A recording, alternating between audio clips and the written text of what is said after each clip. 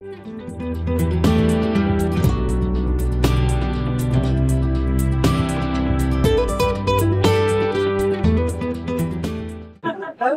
everybody, welcome to the November 7th, 2023 City of Angels City Council meeting. Roll call, please, Brett. Mayor Herndon. Present. Vice Mayor Moncada. Present. Councilmember Brolio. Present. Councilmember Sherrado. Present. Councilmember Chimente. Present. Staff is present. Thank you. We'll do the Pledge of Allegiance. I pledge allegiance to the flag of the United States of America and to the republic for which it stands, one nation, under God, indivisible, with liberty and justice for all.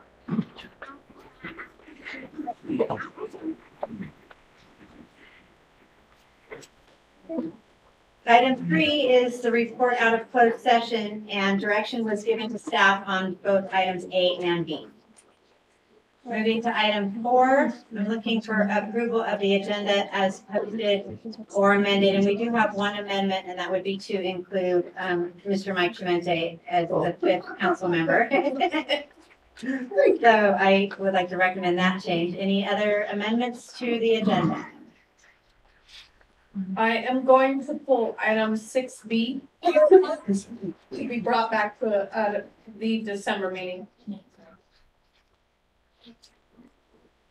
With those changes, I make the motion to approve. Real quick, I'm going to go out for public comment, Mike. Sorry. Do we have any public comment on the approval of the agenda? Okay, coming back looking for an motion. So moved. With that change. A second. Okay, we have a motion and a second. All in favor? Aye. Aye. Councilmember Chimente. Aye. Councilmember Brolio. Aye. Moncada. Aye. Herndon. Aye. Sherrado. Aye. Thank you. Thank you. What is going on? Okay, item 5, public comment. The public may address the council on any item of public interest not otherwise on the agenda that is within the jurisdiction of the city. No action may be taken. Matters to be addressed may be referred to city staff or placed on a subsequent meeting agenda, and speakers will be limited to 5 minutes per person. If we have any members of the public that would like to speak during public comment. So we'll have you go up to the podium. There's a sign-in sheet. Make sure we have your contact information and you can introduce yourself. And I'm going to continue to cough. You need a water. Right.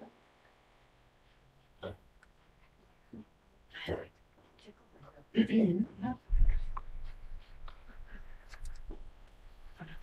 evening. My name is Christopher Butner.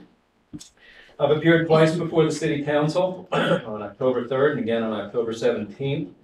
My appearances have been regarding Public Records Act requests for the July 1st, 2019 and July 3rd, 2023 executed amended agreements for the promotion of tourism with the Calaveras Visitors Bureau, hereinafter referred to as the CVB, for identifiable records that were disclosable under the California Public Records Act. We've already established with certainty that the City of Angels has had administrative challenges with its record-keeping processes for over 4 years. This statement being valid with specificity to the missing executed amended agreements for the promotion of tourism from July 1st, 2019 and July 3rd, 2023. In September 2023, upon its continuing inability to locate the missing executed amended agreements for the promotion of tourism from January 3rd, 2023, the city administration endeavored to recreate the document and obtain the required signatures to enact the terms of the contract. To eradicate any misconceptions by the City Council and its administration, the CVB is definitely not a nonprofit association. The CVB is a mutual benefit nonprofit corporation. The CVB formally initiated the conversion of its legal entity type by having sought consent from the State Attorney General's office in April 2021, and then, upon receiving that requested consent, the CVB formally completed its conversion of its legal entity type with the Secretary of State's office. CVB's conversion from a nonprofit public benefit corporation to a nonprofit mutual benefit corporation became effective with the Secretary of State's July 12, 2021 filing date. It is imperative that the city administration understand that at no time during the time frame by which the July 1, 2019 and July 3rd, 2023 agreements for the promotion of tourism have been understood to have been in effect has the CVB ever been a nonprofit association, despite having been stated so in the agreements. The CVB's representative and signatory to the most recent agreement, CVB Executive Director Martin Coverty, falsely affirmed the CVB's legal entity type on September 2023 agreement as a nonprofit association. It is alleged that the CVB, a nonprofit mutual benefit corporation, had failed for over 2 years to officially notify the City of Angels of its conversion of its legal entity type to a nonprofit mutual benefit corporation effective July 12, 2021. It is alleged that the CVB, a nonprofit mutual benefit corporation, has been operating illegally since July 12, 2021 without valid bylaws. It is alleged that the CVB, a nonprofit mutual benefit corporation, has been visibly and persistently deceiving the public for whom it was purported to be of benefit since July 12, 2021, as evidenced by its still displaying invalid bylaws on its website, as I address herein. The CVB purporting these invalid bylaws to be current and valid, they are not. It is alleged that the CVB committed fraudulent misrepresentation of its legal entity type by falsely entering into the July 3rd, 2023 agreement for the promotion of tourism formally executed with the City of Angels on September 18th, 2023. These allegations regrettably jeopardize the City of Angels administration by drawing it into an expanding scandal that also includes the Calaveras County government having been similarly duped by the CVB on August 22nd, 2023, when it entered into a formal contractual tourism promotion agreement with the CVB, claiming its legal entity type to be a California nonprofit public benefit corporation. Thank you and good evening. Thank you. Other public comment?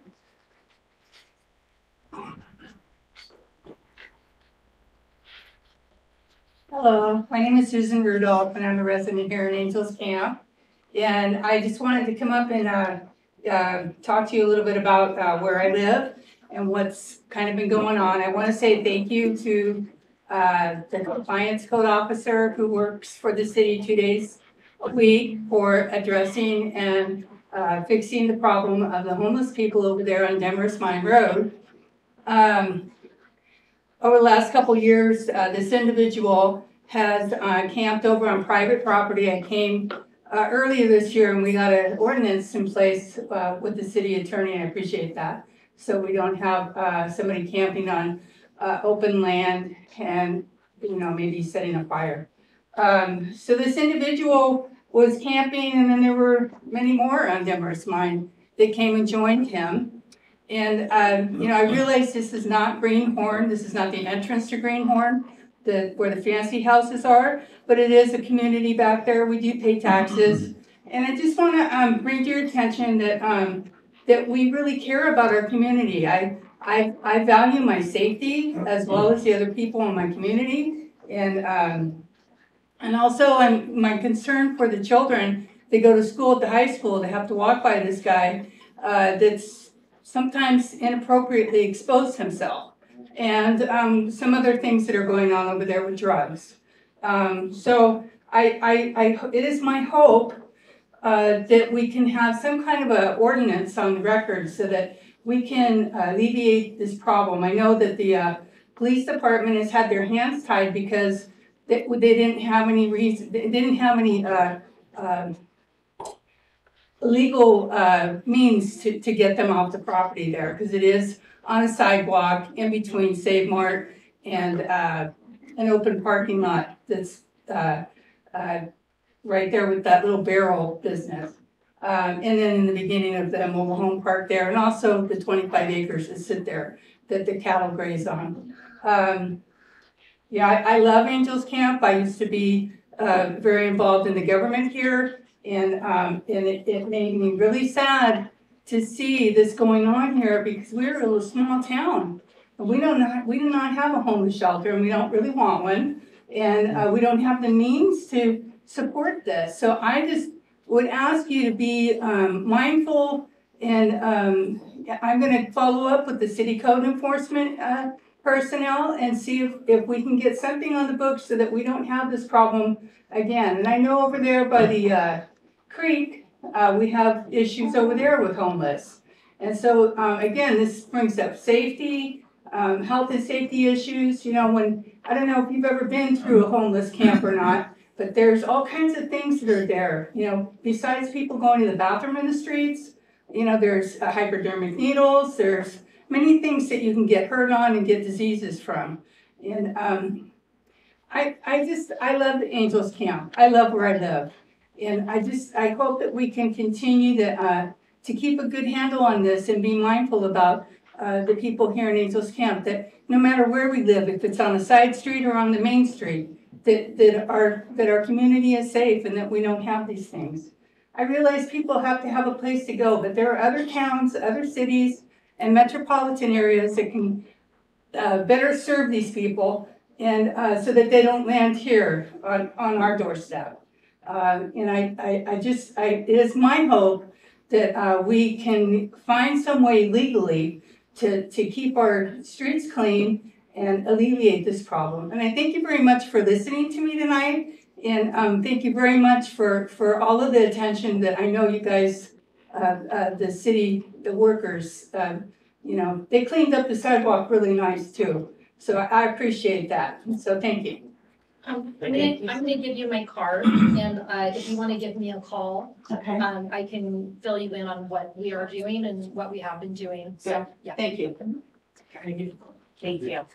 Hi, my name is Steve Wagner. I'm actually the manager there at Big Horn Mobile Home Park.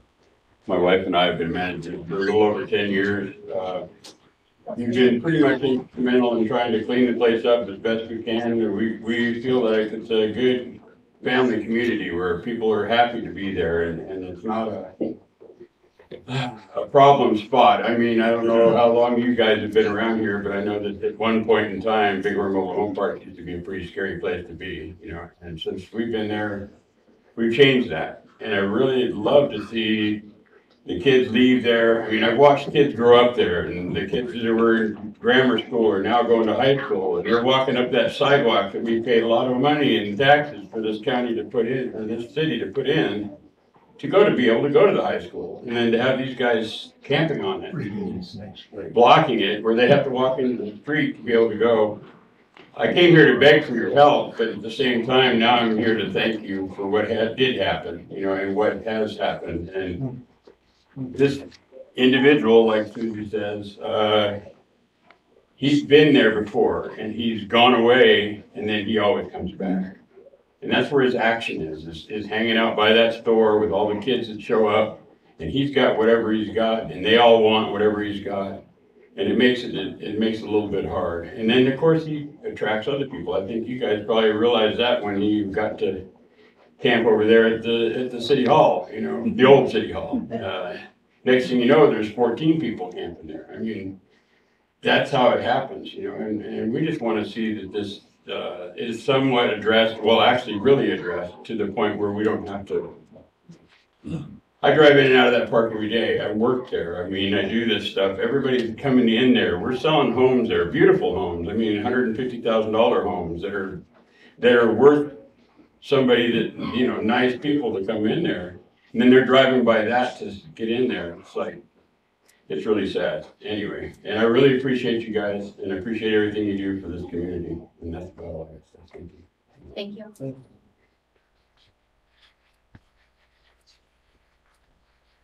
Other public comment? Any online, Rose? None online. Doing nobody else for public comment, we're gonna move on to item 7, which is our regular agenda. 7A is the Utica Park presentation by. Sorry, consent, I'm skipping. Let's do consent. So we're gonna go with the consent agenda, which is just item A only.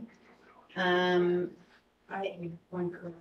Go ahead, correction? So on page 2 of the minutes, for Mr. Shimani, it says, 7A, it says park discussion, council member asked, did you want to name who it was? So we should- On the minute. I didn't put a name on there? No, it just Okay. says Okay. council member asked. Yeah. Anyways, It was Shamante. that's all. Okay. Okay, any other corrections? Any members of the public?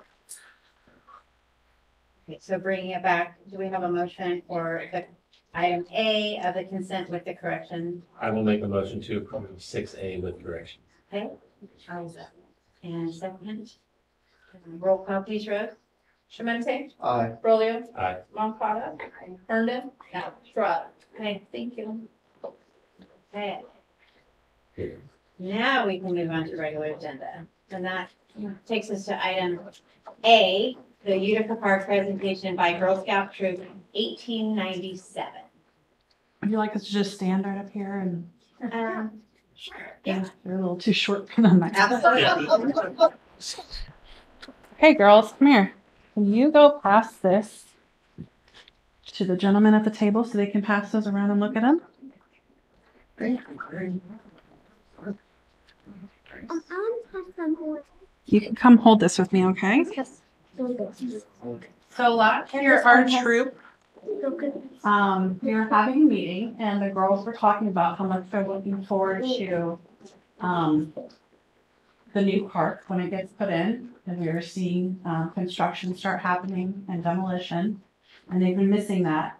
And so during the meeting, we started brainstorming about what kind of features the girls would like to see at the park. And we thought it would be a great opportunity for them to tell you a little bit about some of the features that they drew about on these drawings and that they discussed wanting to have at the park. So we'll have Addie start. They wanted a playground with a slide, a bridge, and some monkey bars. Maybe a swing set for toddlers and older kids, and maybe a tire swing. They're also wondering if they could have a rock wall, and then maybe a seesaw, a merry-go-round, and then maybe this one wants My little sister. a dog park. And did you have a drawing that you wanted to show too? Oh yeah, and there's a dog. There's this really great one right here. Oh That one's mine. And then we were also thinking of maybe some a bike park kind of area. So because I know a few kids that like riding bikes and there aren't many trails for them to go ride bikes. Cassidy, what was a favorite thing that you would like to see at the park on the playground? Did you have some ideas? I think there's somebody. Monkey bars? Yeah.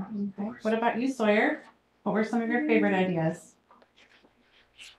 Monkey bars and a twisty slide. I have all my ideas on here. The list of them, good job. And what about you, Riley? What kind of features would you like to see at the A playground? tunnel.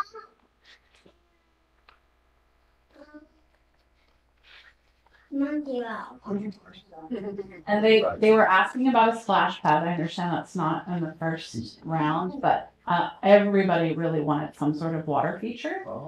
And maybe some sort of musical instruments that are designed for playgrounds that make sounds like drums and chimes and things like that as well. Do you girls have anything else that you would like to add about the park? No? Do you have any questions? Go ahead. I was thinking, what if we added a community board where we could host, like, I don't know, like maybe we could have like music playing at the park some days, and like we can like do musical instruments and have that on the community board, and then so kids can like come and do some fun stuff at the park on the community board. So like something they can advertise, events that will happen at the park. That's a great idea. And then someone mentioned the skate park, possibly. Yes. Okay, go.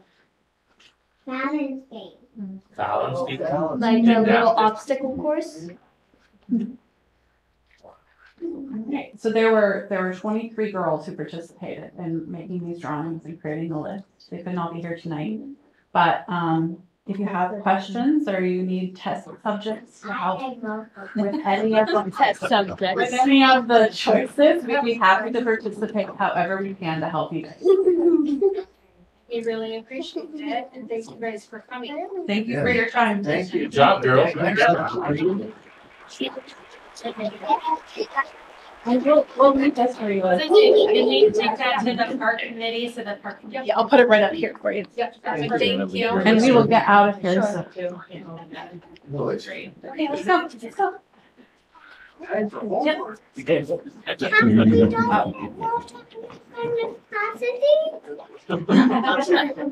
Oh, yes, thank you. Thank you.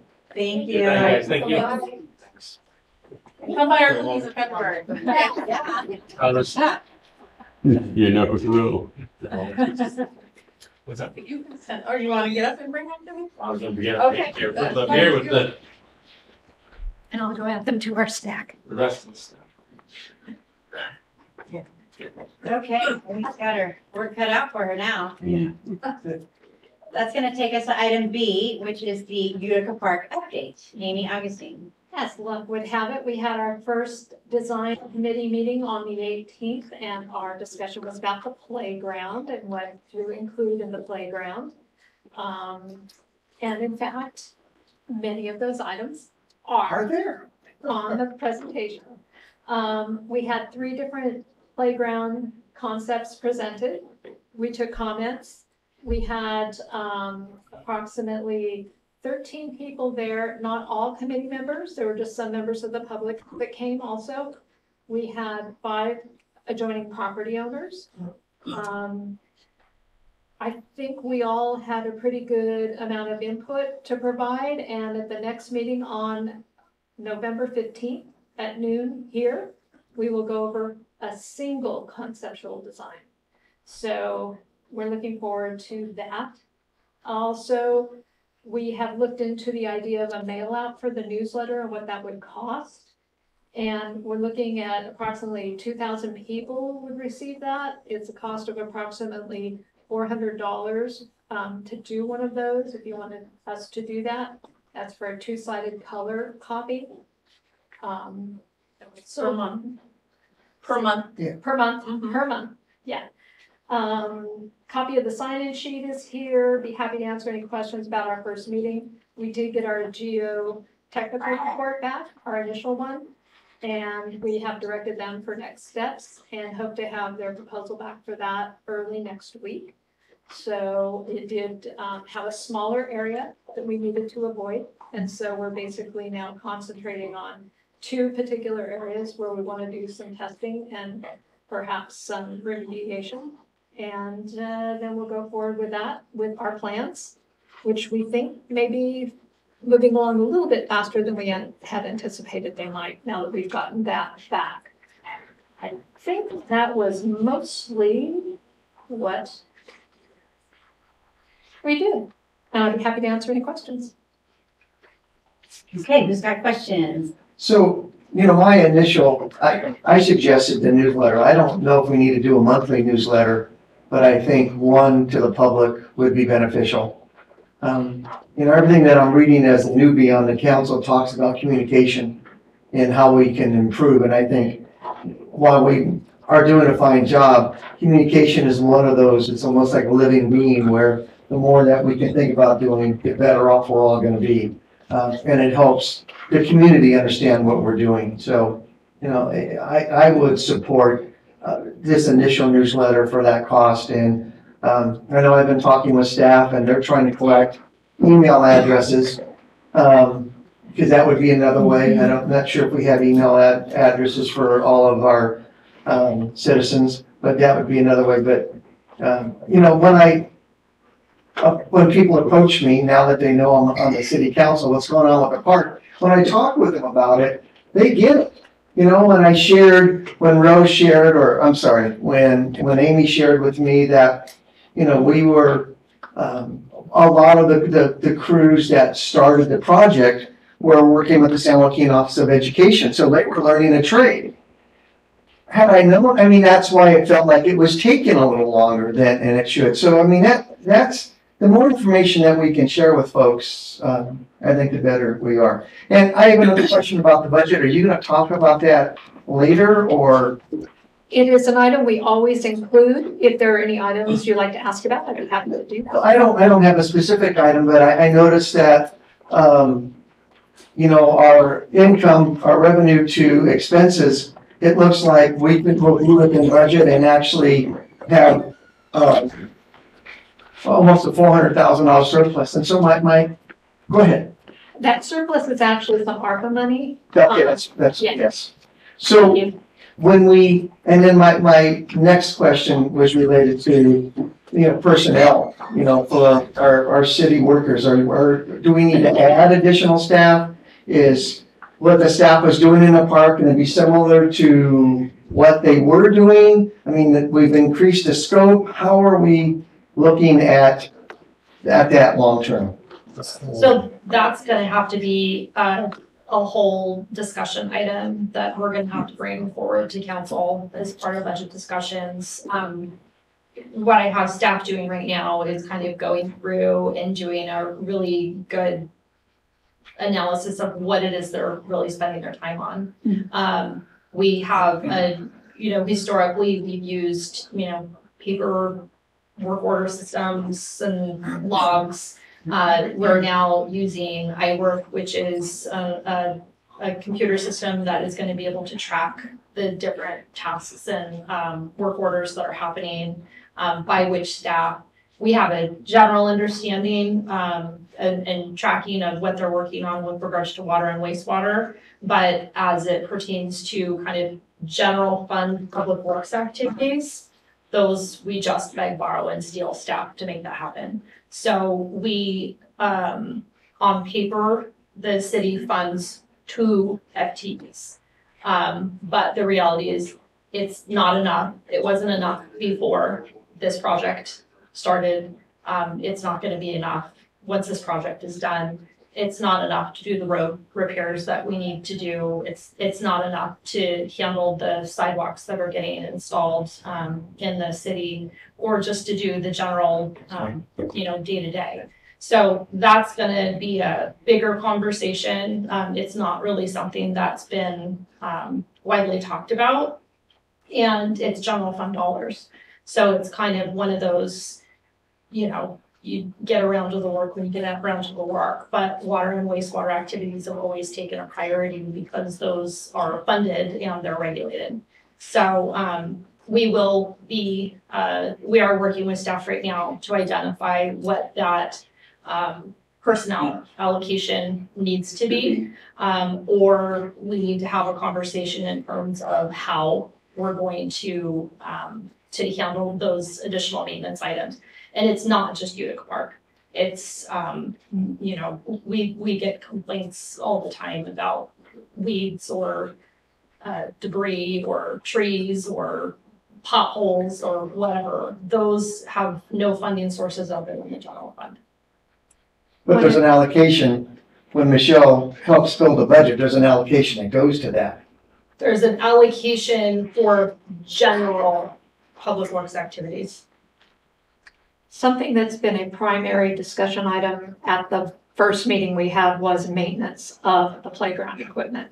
I would say a good 25%, even 30% of the questions asked by the committee members was maintenance of each thing, and how do we replace them, and how long do they last, and which surfacing was the easiest to handle. And so that has been a primary topic, as well as we are reviewing this with Public Works as we go along for maintenance reasons. And we'll add that things like just the irrigation system, so far they've spent an enormous amount of time repairing leaks. Well, with a new irrigation system, we hope to reduce that type of thing. So there's going to be a little bit of an offset. Sure. But yes, they could conceivably be needing to go out there more, but hopefully be able to spend their time not starting from ground zero to fix something that's. And part of the conversation that's happening with Public Works is, when the design committee is saying, well, I want this type of cover, over a playground structure. we're really looking into what's the useful life of that particular cover. Because that was the complaint on Old Utica Park or Gateway Park is, how come you're not replacing the playground? The city never set money aside for replacement of any of that equipment. It was purchased and then it just sits there.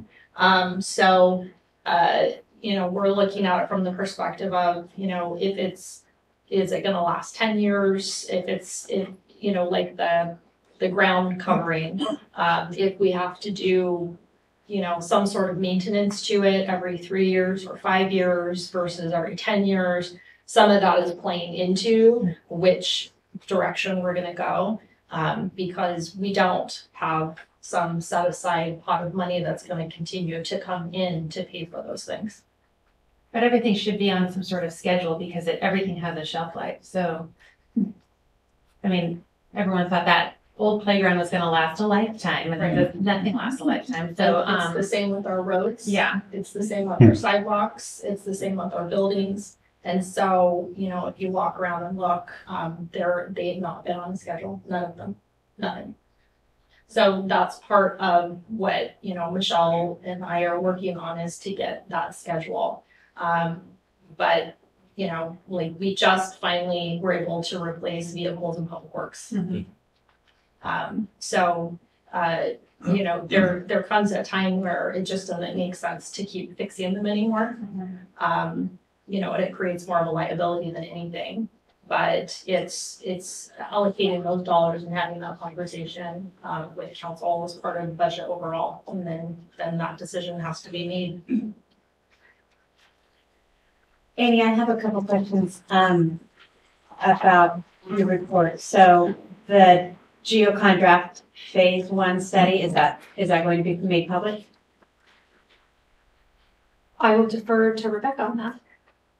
We weren't planning on it because it's pretty technical. But again, we're still going through it, and that those conversations are still happening with the contractor.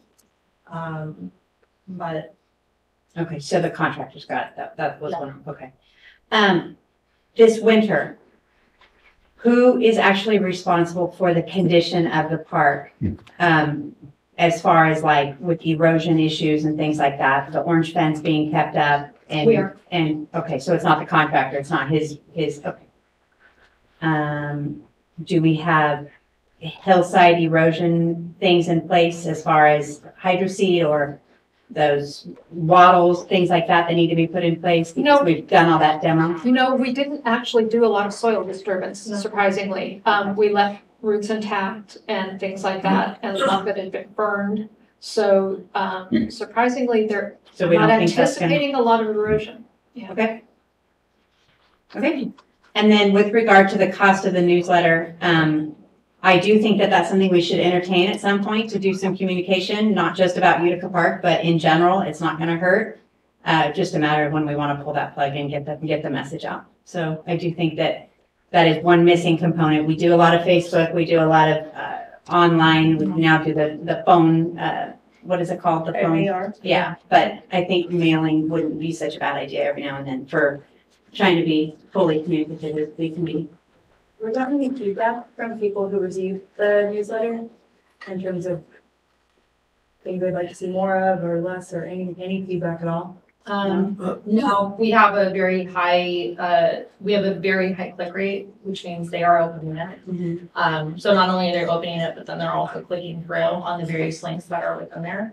And in terms of feedback, it's mainly just been, if they read something in the newsletter, then that's directing them to call a particular department. So we know that those things are working. We did do a survey in the last general one, and, it basically said, contact us via Facebook. That's where we get all of our news. And, mail in the utility bill, I think that there's a really low percentage. Mail just by itself, there was zero votes for that one. Phone was another one that was 0 votes. So the one that stood out the most was Facebook, which was 90-something%. So you're referring to the survey that was part of our strategic plan? No, the survey that was part of a newsletter that we sent out to those that had opted in to receive a newsletter via And email. how many people was that, Rebecca? That one's like 200 and something. 200. It was like 2. Yeah. The strategic plan Was just, 200 too? yeah, was about 200. 200 also. Yeah. And the price, that was just for a sheet that would be inserted? For 400, it's a little over 400, and that's a double-sided sheet. Full color. Full color. I'm just wondering if maybe like a postcard would make more sense because you don't have to actually open anything, right? You just, that's what you get in your mail and you can open and read. But obviously, I'm gonna assume that's gonna be a little bit more expensive, however, I don't know what it would compare to 400. The 400 is cheaper because it's getting put into the utility bill. Right. Yeah, so you're not doing a postage. Double postage. Right, I'm thinking if it's something that we're doing twice a year, like you had mentioned, of including more information, then we're not banking on someone having to open an envelope to read it. Yeah.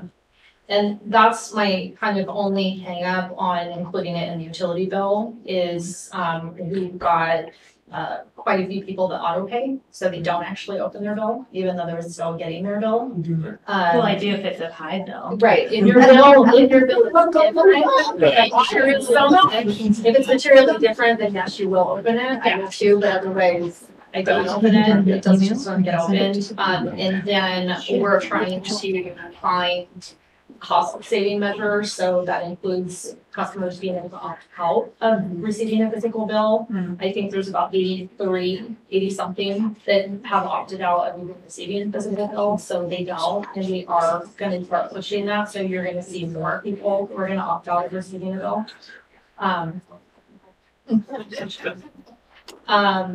So that would be the only thing, and then we are working on trying to get everyone's email addresses. It's just not been a official process at the city for whether you're a customer or a business or a.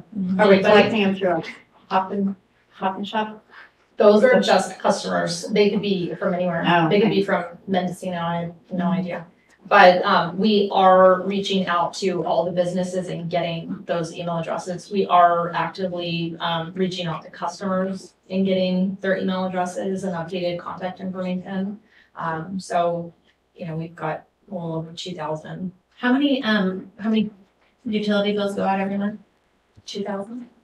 With approximately 50% of them who pay automatically, so they don't Okay. necessarily look at it. Yeah, I mean, there is a small percentage of our, maybe it's not small, but there is a percentage of our residents who, just aren't on Facebook, don't do internet, don't do email. And so I think that the only way that they get something is a flyer. But I'm wondering too, if maybe it's, so I don't know when our next our next community town hall meeting will be, like, maybe we hand stuff out of that with there's critical things or, because there is that percentage of people that don't, they just get their mail and that's how they get their info. Yeah. Huh? You're just not gonna hit them all. No, It's not a one size fits all. We Right. during the water conservation outage, we had ones, they don't go to the mailbox, they don't check their mail, they don't accept calls, they don't go on the website, they You don't have go to to knock on their door. That's what she said, she said you need to come and knock on their door. Wow.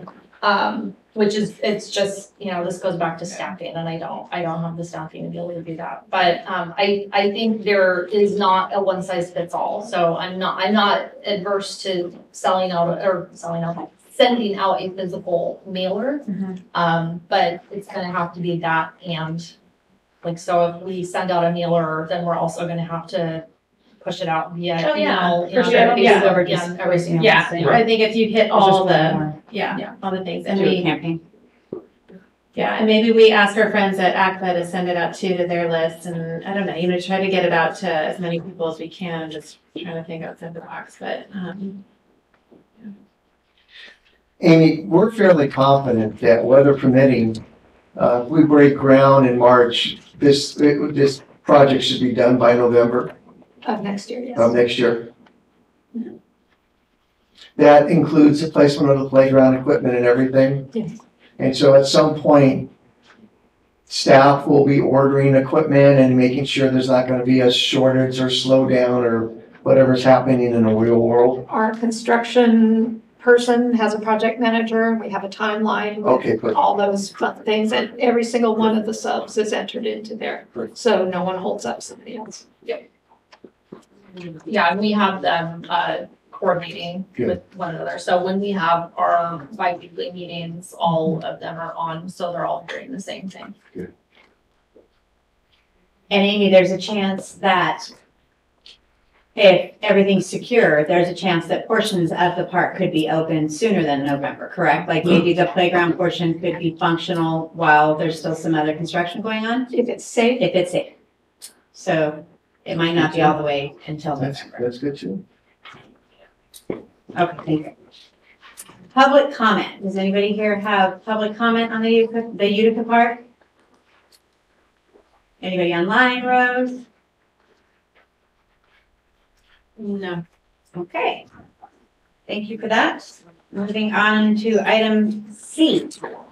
This is ongoing public hearing to introduce, waive the first reading, hold the public hearing to consider adopting ordinance 536, renaming chapter 17.06 as general provisions and exceptions, and adding, consolidating, amending, or updating provisions for mobile food vendors, garage sales, temporary construction trailers, recreation vehicles, storage and living, special event permits, certificates of occupancy, storage containers, cottage food operations, movie sets, and amending and updating excessive slopes, temporary and seasonal sales stands, accepting farming and ranching practices, construction in floodplains, occupancy changes in commercial buildings in commercial zones, and eliminating standards for auto wrecking yards.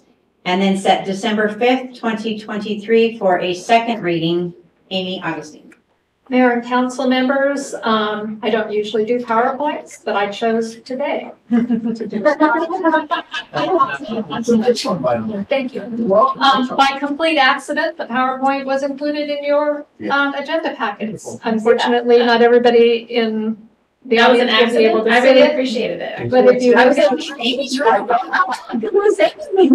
Now, if you look at the back, I'll go through the PowerPoint fairly briefly. It emphasizes storage containers and special events because those were the topics that had the most questions at the last meeting.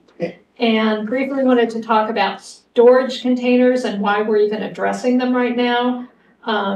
The pandemic actually fueled a whole bunch of excess storage containers because everybody was ordering everything online.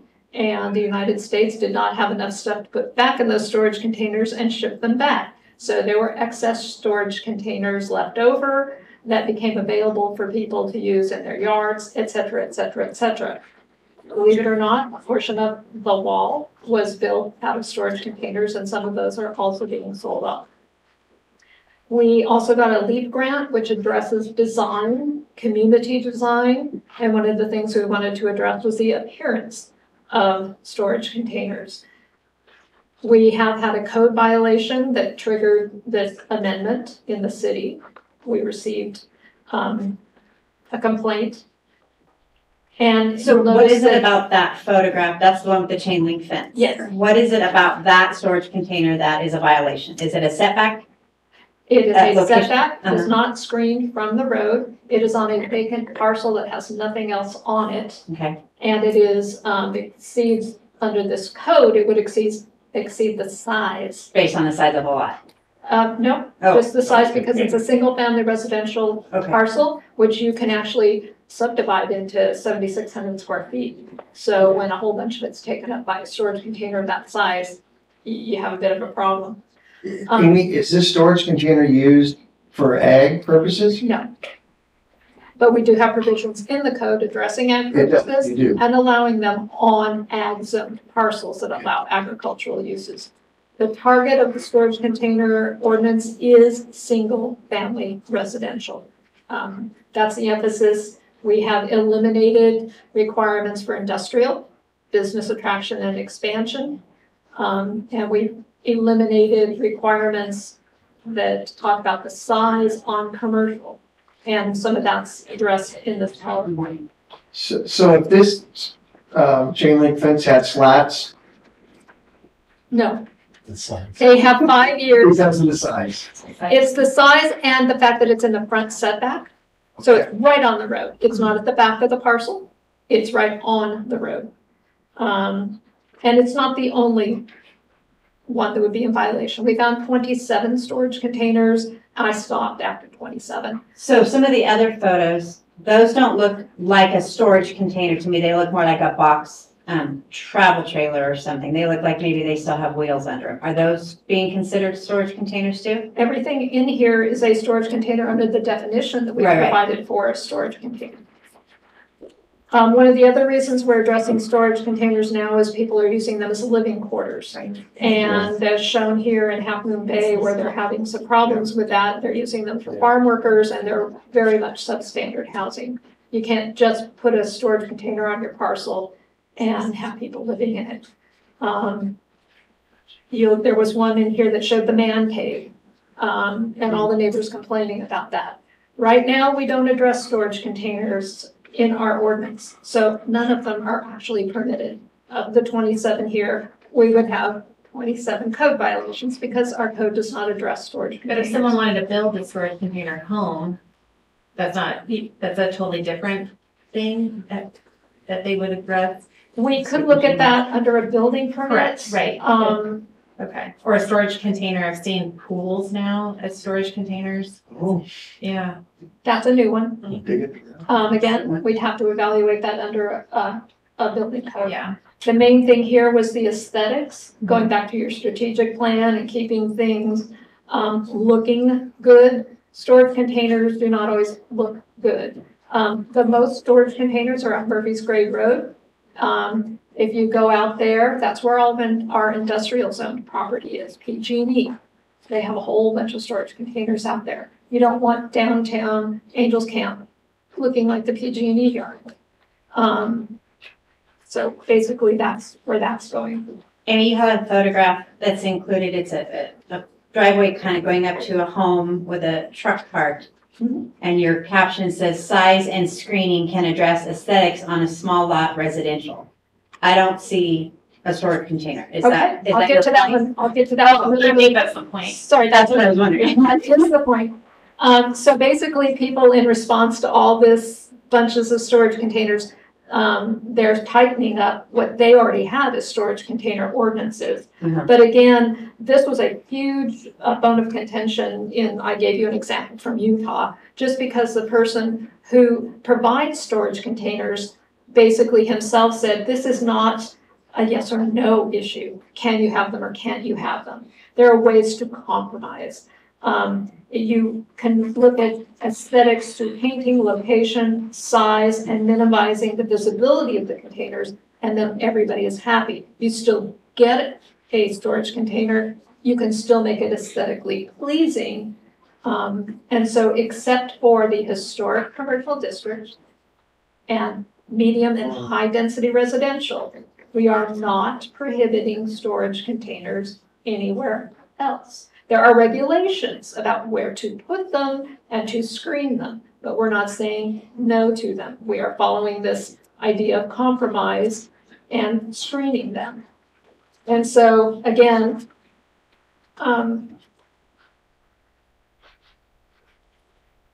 there's one in here that shows a storage container aesthetics in small lot residential is what it says. That is actually a storage container in Angels Camp on a single family residential lot. And it's very, very apparent. Sit behind the trees. Yeah. And then you go to the one where size and screening can address aesthetics on small lot residential. There is a storage container there. It is in a side setback, but it's still at least 5 feet from the property line. It is screened. It is smaller than the large one you saw before, and you can't really tell it's there. But it is. If you look down towards the bottom, you can see the corrugation. Right. But yeah, that's over on Easy Street here, and you wouldn't know it was there. And that's our aim. Go ahead and have your storage container, but screen it for aesthetics purposes.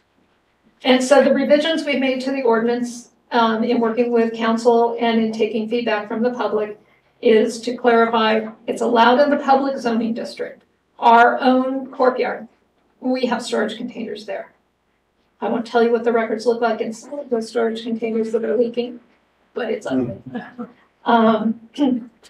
Industrial, we're allowing them there.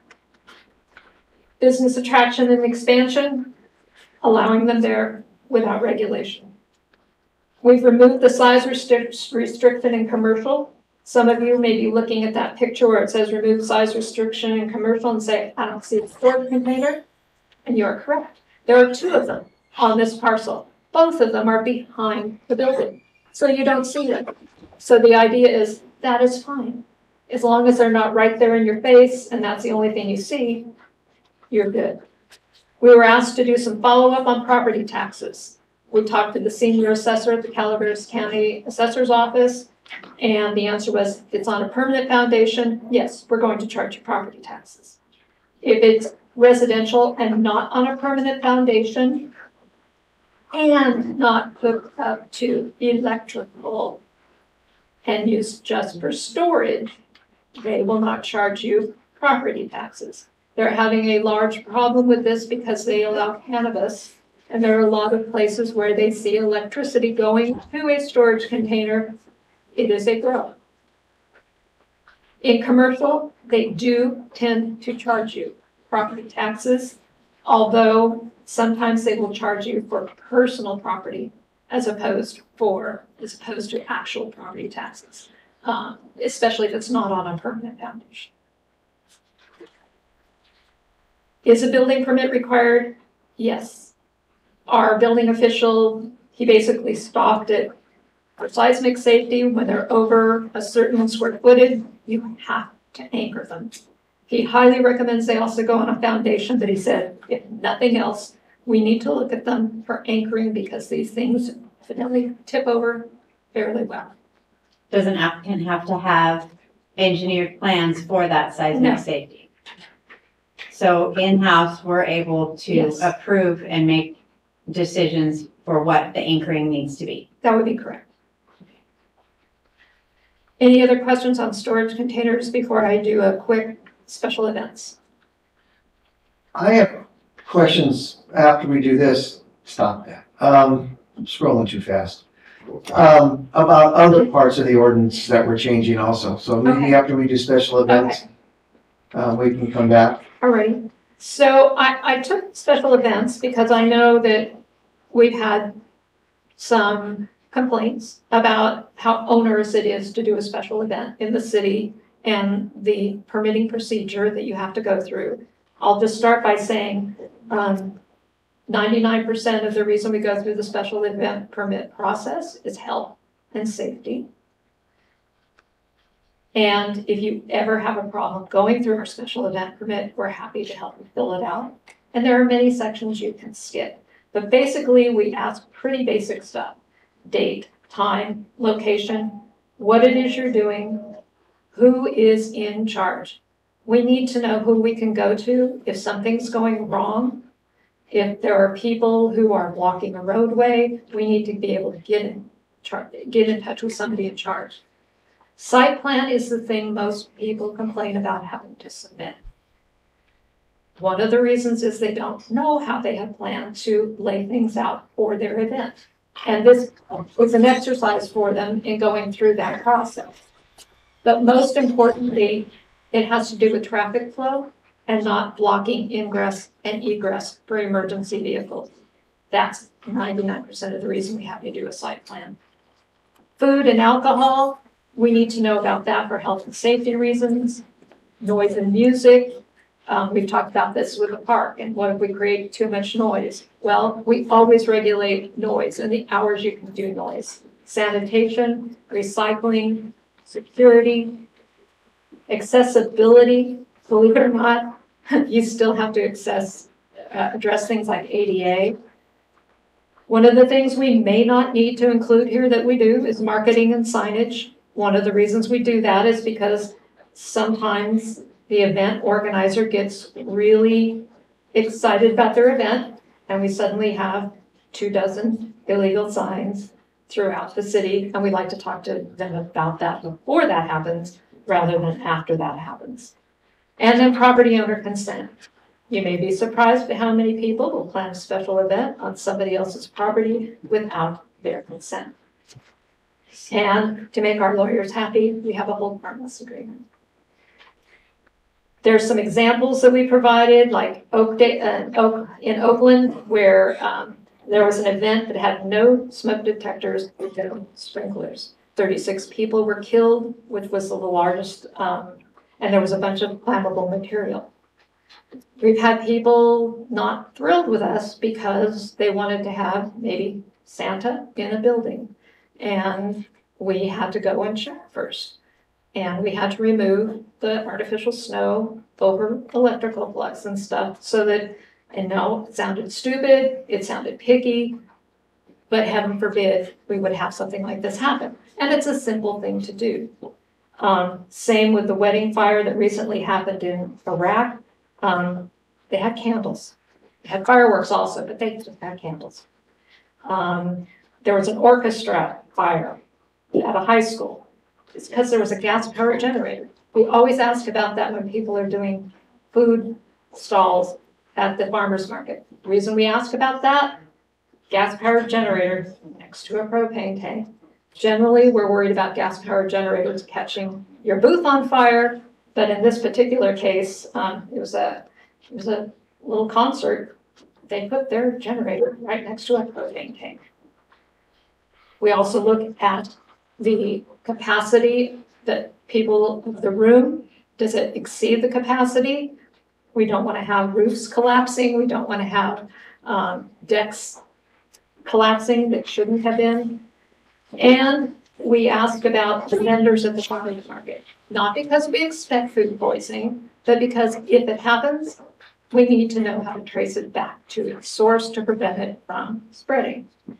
So basically, people have been expanding their requirements for special events, especially those that have rented event venues that do not have alcohol licenses. They haven't been trained about what you're supposed to do if you hold an alcohol and beverage license. And that's why we make it go through that process, is because there's a certain amount of education that goes along with that when you get that license to provide, to make sure you don't have a problem. And then, of course, there's the humorous ones where you get complaints about noise. And the example I gave here was one of the funny ones where the reason the person complained about the noise was because he wasn't invited to the party. So, we want to make sure that that happens. So I just wanted to go over a little bit about why we require the special event permits. It's not because we're trying to be the party police. It's because we don't want to have people hurt or killed when it's simply not necessary. And I'll be happy to answer questions about any other parts of. I have a question. You have issued some conditional use permits for ongoing. Are those on an annual basis, number one? No, those go with the property. Okay. And then is there any clause in that conditional use permit that if they were to change the intent of that venue, that they'd have to come back and get permission? They would have to amend their conditional use permit. Okay, and they understand that? Yes. And how many do we have? We have, the primary one is the Utica Mansion. Right. Which we issued as a venue. Right. And then we've done one partially for the quarry when it was going to be a rental hall. And we're in the process now of amending that use permit to allow it to become more than that. Okay.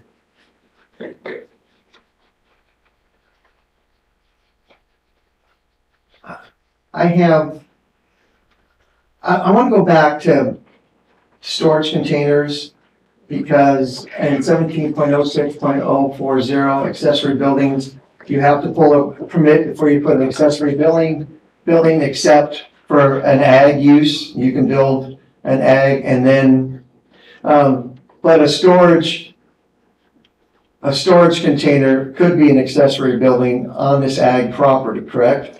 So basically you have to have a primary use in order to have an accessory use. Ag is a primary use. It's a primary use. Hence you can have a storage container to store your hay and stuff to support your primary use. Whereas a vacant parcel in a single family residential, you're just using it as storage.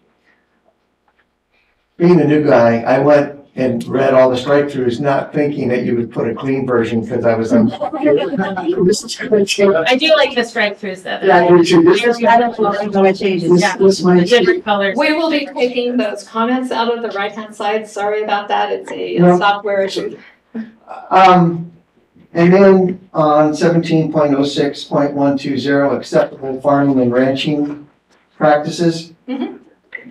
I'm a little concerned that we aren't going to enumerate the number of animals you can have on a parcel. And that what's gonna prompt a complaint is a neighbor. However, I'm a little concerned about someone thinking that if they have a 5-acre parcel, they can put 5 cows on it. Thinking it's a 1 animal unit per acre, when there's not a lot of ground up here that's gonna support that acreage. So or this that. was something that's always been in the code. We changed it because we used to have something called residential ag. And this only addressed residential ag. And we now have special planning and residential estate 5-acre minimum that would allow that kind of ranching activity. And we know what sizes those are. We have residential zones, single family, and we do put the animal units on those. You do. Yes. Yeah, it's listed in the zoning. Yeah, residential zone district. And Which is these are the- listed in here. These are the only ones that these apply to. All of our RE5 and all of our SP are on Gold Cliff. Well, not all of our SP, but all of our RE5. And are we saying, like, for example, a cow or a horse, 1 animal unit per acre? No, For that- we're what not are- regulating it. We never have, You never have said. not on these larger acreage parcels.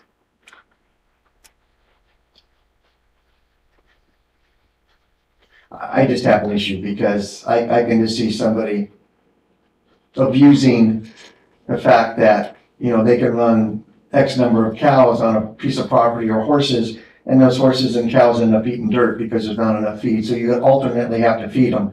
And, while that may not trigger a complaint from the neighbor, from a humane perspective, I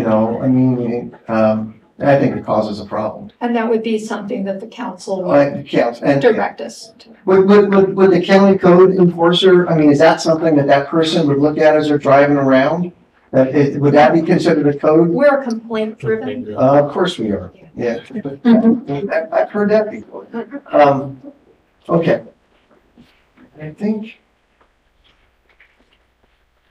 it's interesting why my previous life on the Calaveras County Planning Commission, we were struggling with those same issues.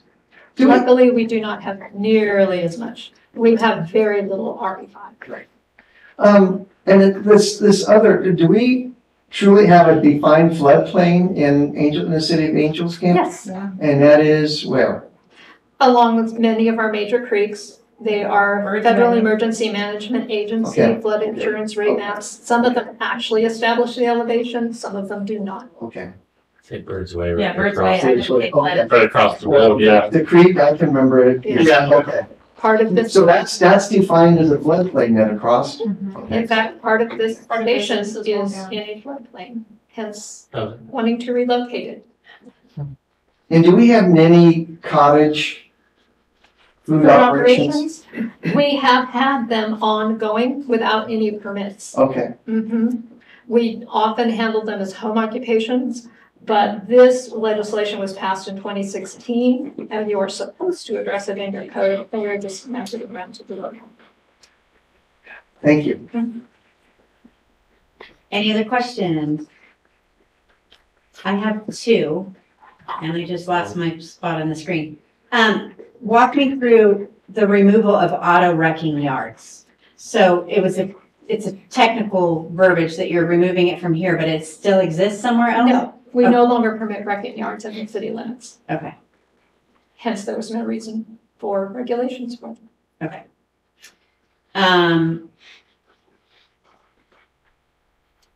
We didn't want to imply that there might be by having regulations in the code.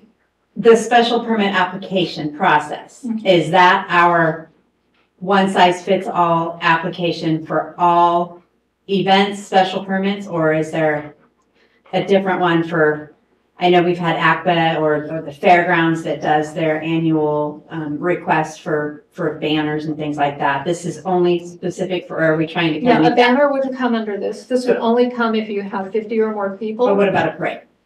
Yes, they have to do a special event. This is the same application? Same application. Okay. Yeah, and there are sections you skip when it's a parade, and there are sections you skip when it's. That's my only concern is that I've heard that this is intimidating. We've talked about that it's intimidating for the annual use and such. Maybe if someone's having a large, giant concert or family reunion or wedding, then do we offer the ability to sit down and help walk them through it so that they're not just being sent out with a stack of intimidating papers? And we tell them that when they, especially if they come in and ask, we will tell them immediately, hey, we'll sit down. I sat down today with somebody and I actually wrote up their development application. So it's okay for them to fill out portions of this application, leave some blank, and then not be ridiculed or, I'm not saying ridiculed, but. We expect for Okay.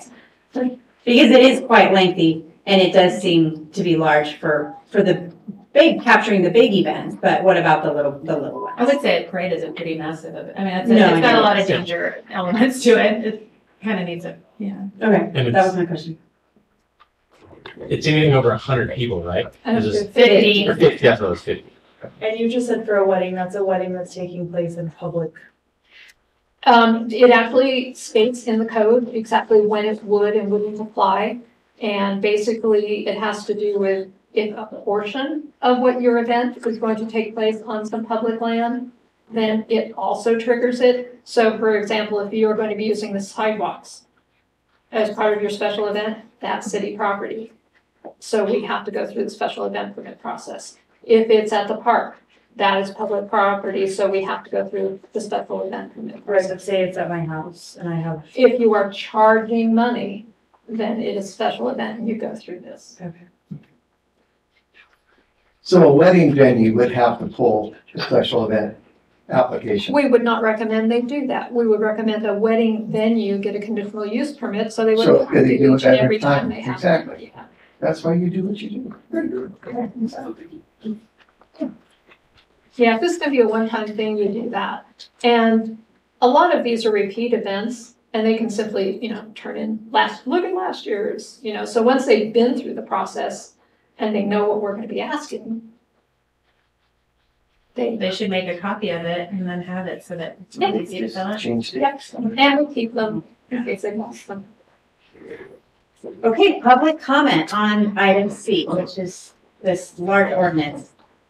We'd be looking for any public comment at this time. Seeing none here in the room, Rose, do we have any online? No. Nobody with their hand up? Nope. Okay, everybody have any final words? If not, we will be continuing this item for December 5th, 2023 for a second reading. Need to introduce.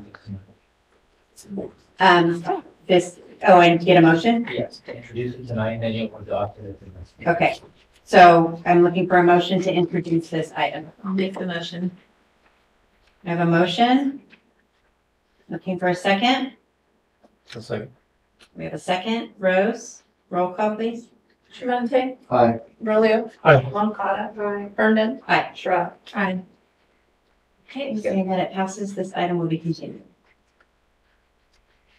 Taking us to item D, this is also a public hearing to introduce, waive the first reading, hold a public hearing to consider introduce, I think that's a typo there, Yeah. but introduce ordinance 538, adding a new section, which will be 17.06210, addressing vacant buildings and set December 5th, 2023 for a second reading. Mayor and council members, there is one correction on the clean version that you received, 1706-10 in D3. It references the California Health and Safety Code, section 17920.3G.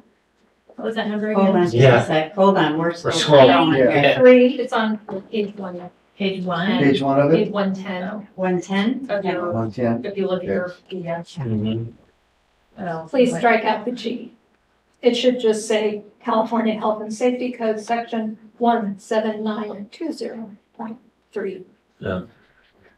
Under D. D. Yeah, okay. Yes. And again, I provided you with a wonderful PowerPoint. So I will zip through this fairly quickly. You want us to go to the PowerPoint? PowerPoint, please. Most of what I'm presenting here came from the National Main Street annual convention, where they focused on vacant building. And one of the things they talked about was what they hear the most. It's not hurting anything. I can do whatever I want with whatever I own. I inherited it, and I'm not really in a hurry to let it go. It's got sentimental value. And for the right price, which I won't tell you what that is, I may entertain an offer. It used to give me income, but I don't know what to do with it now. So I'm just not doing anything, all of which are completely legitimate claims. However, there is something additional to look at. Vacant buildings do not just affect the property owner. They can, if you leave them around too long and they're too old, you get asbestos problems. You can get rodents. You'll remember when a particular building downtown had to be cleared of rodents, which we're going through to the next building. It lowers surrounding property values. So it's not just the person who owns the building. Deterioration costs. After a while, if it deteriorates too much, it's just too expensive to fix it, and you're going to lose the building. Raises insurance premiums, sometimes for everybody involved. Lowers property values, reduces tax bases, and it can contribute to other vacancy. I think when we had our code enforcement, they talked about you get one bad dilapidated house or a falling down building or a bad window, and suddenly everything starts deteriorating. To a certain extent, sometimes that happens. It also increases costs to municipal services. In Austin, Texas, they did a study, and there were 3.2 times as many calls to the police, 1.8 times as many calls for theft relative to vacant buildings.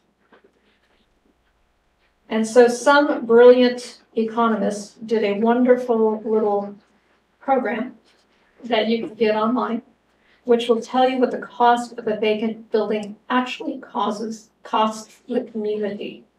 So in here, I gave you an example of a restaurant that maybe charged $2,000 a month rent. Well, what does that actually cost the entire community? It costs over about $230,000 a year to the entire community, because you've got rent, you've got payroll, you're not advertising online, you're not paying utilities, you're not paying our local waste removal people, you're not buying office supplies, you're not paying interest on credit cards. So there's a whole bunch of people besides just you that are impacted.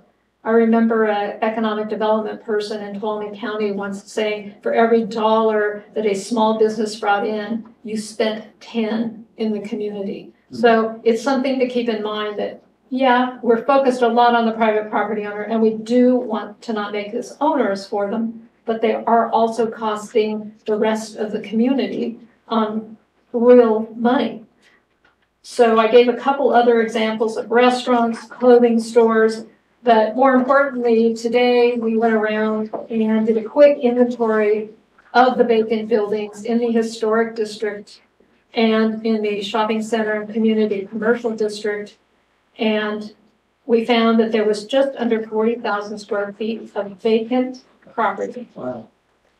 That did not have a for lease sign, did not have a for rent sign, did not have a for sale sign. Can you repeat that one more time? It was the exact figure was 39,893 square feet. A vacant commercial. Of vacant commercial property. In just downtown or citywide? 83% of it, 33,000 square feet of it, was in the historic commercial district. That excludes the Utica Hotel. Oh, wow. Yeah. Oh, wow was right. I was quite surprised. Yeah. So if we decided that you were spending $1 a square foot for rent for commercial property, which we know is below market, you would be losing roughly, over annually $2.1 million in the community. Wow. Not just the property owner, but payroll that people might be getting, insurance companies, maintenance, utilities, stuff like that. So it's sort of, when you look at it that way, it's like, wow. So there's a lot of ways you can address this, and a lot of other cities, you had asked about other cities, do they include fees like we're proposing for registration and monitoring? I provided a list of 40 in your packet. Almost all of them require a registration and or monitoring fee. Most of them fine by going through their normal code enforcement process. A misdemeanor carries with it a certain penalty. Some people went a little bit further than that, and basically said, okay, we're also going to have you do a vacant building plan, and the first time you don't follow it through, we're not going to charge you anything. Second time, we're going to charge you $500. Third time, $800. Fourth time, $1,000, and they just kept going from there. So those were what other cities have done. All of them, almost all of them, did it on commercial and residential. There were 2 exceptions that I found. Basically, Gustine does not include residential. Willits, surprisingly, they do not include residential. Hollister did it the opposite way. They only did residential, and they didn't get commercial. The rest of them did both residential and commercial. But we have removed in this code amendment residential as per council's request. This is part of an overall package. As we've discussed at the last meeting, we're also looking at the Mills Act to try to have some property tax incentives. We did a bunch of review of other areas. Tennessee, come on, I can't remember where in Tennessee it was. It was like Memphis or somewhere like that. They've experimented with pop-ups in vacant buildings.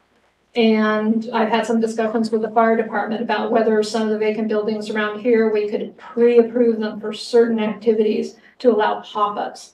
We have a lot of very, very small businesses who maybe don't know if it's time to open their own business or not, who maybe just want to give it a shot. So that's something that we might want to consider in the future.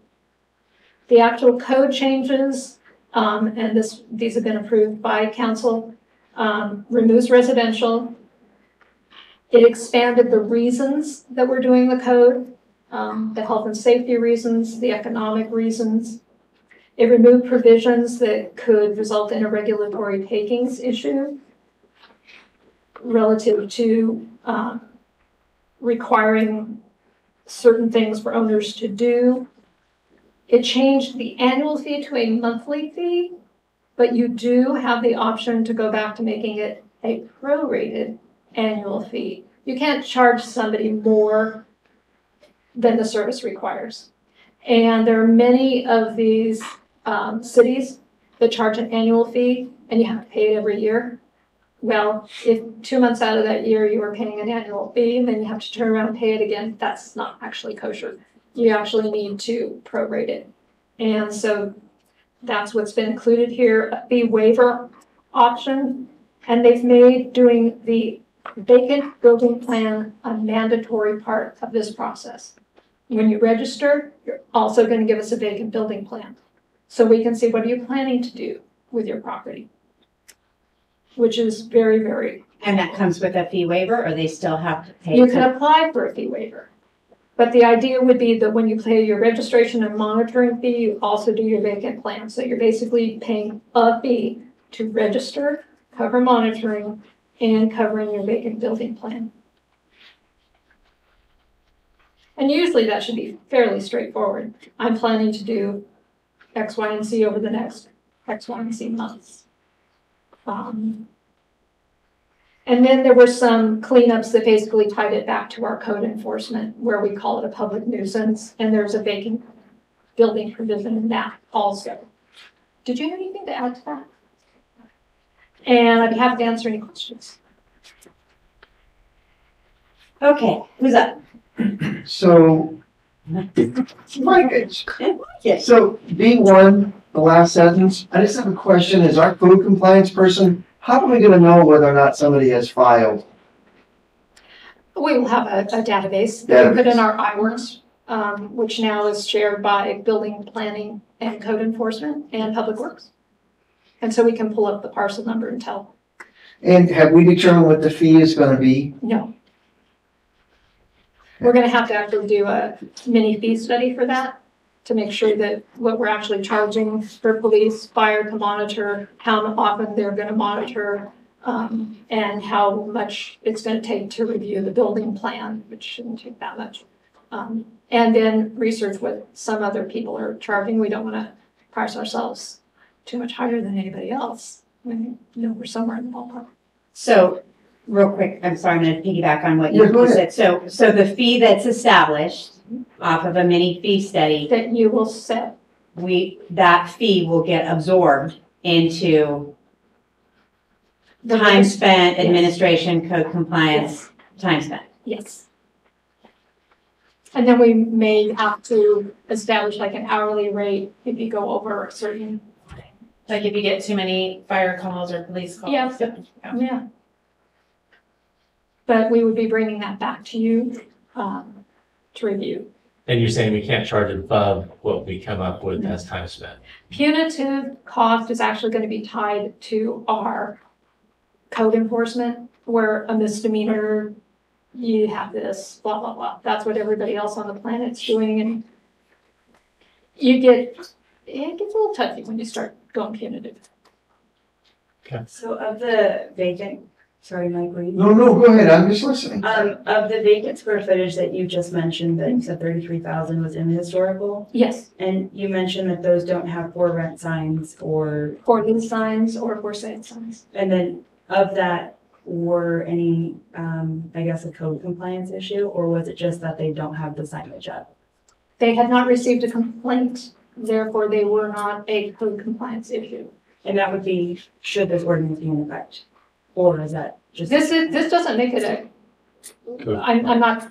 I think I'm having trouble understanding, or wrapping my brain around how this is different than code compliance. Because as we talked about before, if they have a sign up that says, for rent, call 555, whatever, what was the other thing, for lease or for sale? Or for sale, or if you have a plan. Building from there. In fact, there were several thousand square feet that I did not include here because we knew that they had a building permit. We knew what the plans were for the project. Right, so if they have all of that, and say they're trying to rent it, and they've been trying to rent it, Yes. and no one wants to You're step in and fine. start a business. You're fine.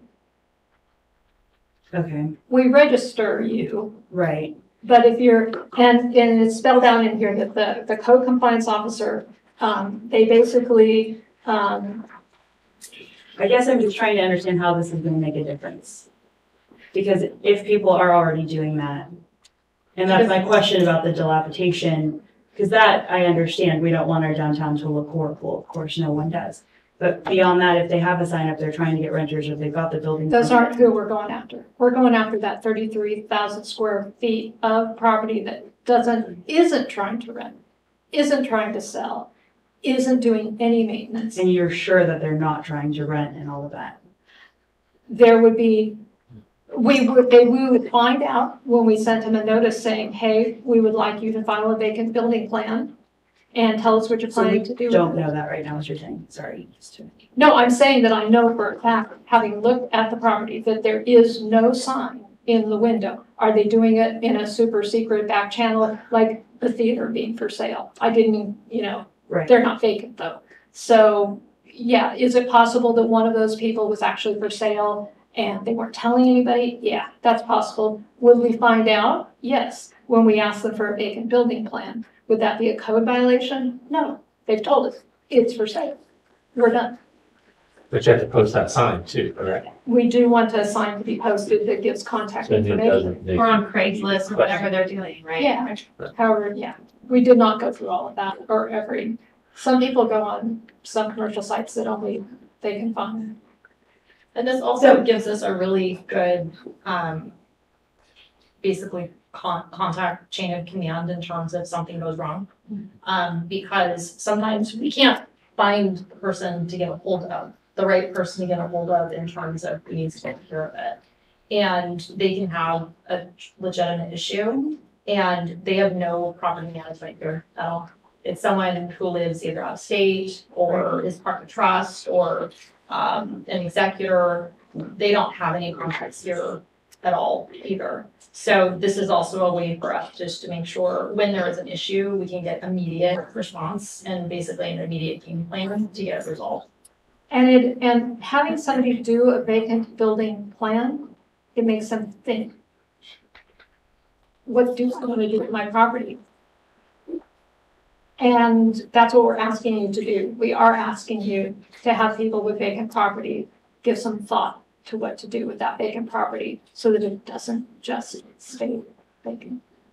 For all those reasons we talked about before. Does that mean we're going to prosecute them and all that stuff? This isn't intended to be a prosecutorial tool. This is meant to get people to do something with their property. Maybe when we talk to them, we find out, oh, they need to find a rehab grant, or they need this, or they need that. And we can tell them, hey, we can put you on our local register of historical buildings, and guess what? You'll be able to rehab that without having to use the state building code exactly as it's written. We've got some tools for you. We can tell them as an education also. So I think, Amy, for me, a lot of what we just touched on is kind of my bone of contention here. There's two different conversations happening. One is code compliance, and that is the blight. Those are the buildings that are not being cared for. Those are the buildings that we all are aware of that are probably part of your statistic here of vacant buildings that are not being addressed by the property owner or by us because we are complaint driven. So if we were doing our job more efficiently, we would be working with those people to get them compliant and not be an eyesore and not be a downtown, not an issue to see downtown. We talk about them all the time. So I think that is one big issue that we should be addressing, and I think we should be using code compliance for that. That's my opinion. Then with economic development on the other side of the fence, we are also potentially not doing our job in reaching out to those property owners and trying to work with them and help them to use their building in a productive way. And that is to generate taxes, that is to generate economic development downtown. We don't know what everybody's plan is. We haven't asked. They all have plans. With all due respect, we used to have DAC years ago that probably plugged that hole and did that downtown, or not just downtown, but the economic development conversation. And that's what I have found with Destination Angels Camp when they were in existence with the city to try to fill those gaps and fill those vacancies, but we're not doing that. So penalizing somebody to get them to communicate with us is just a far reach for me.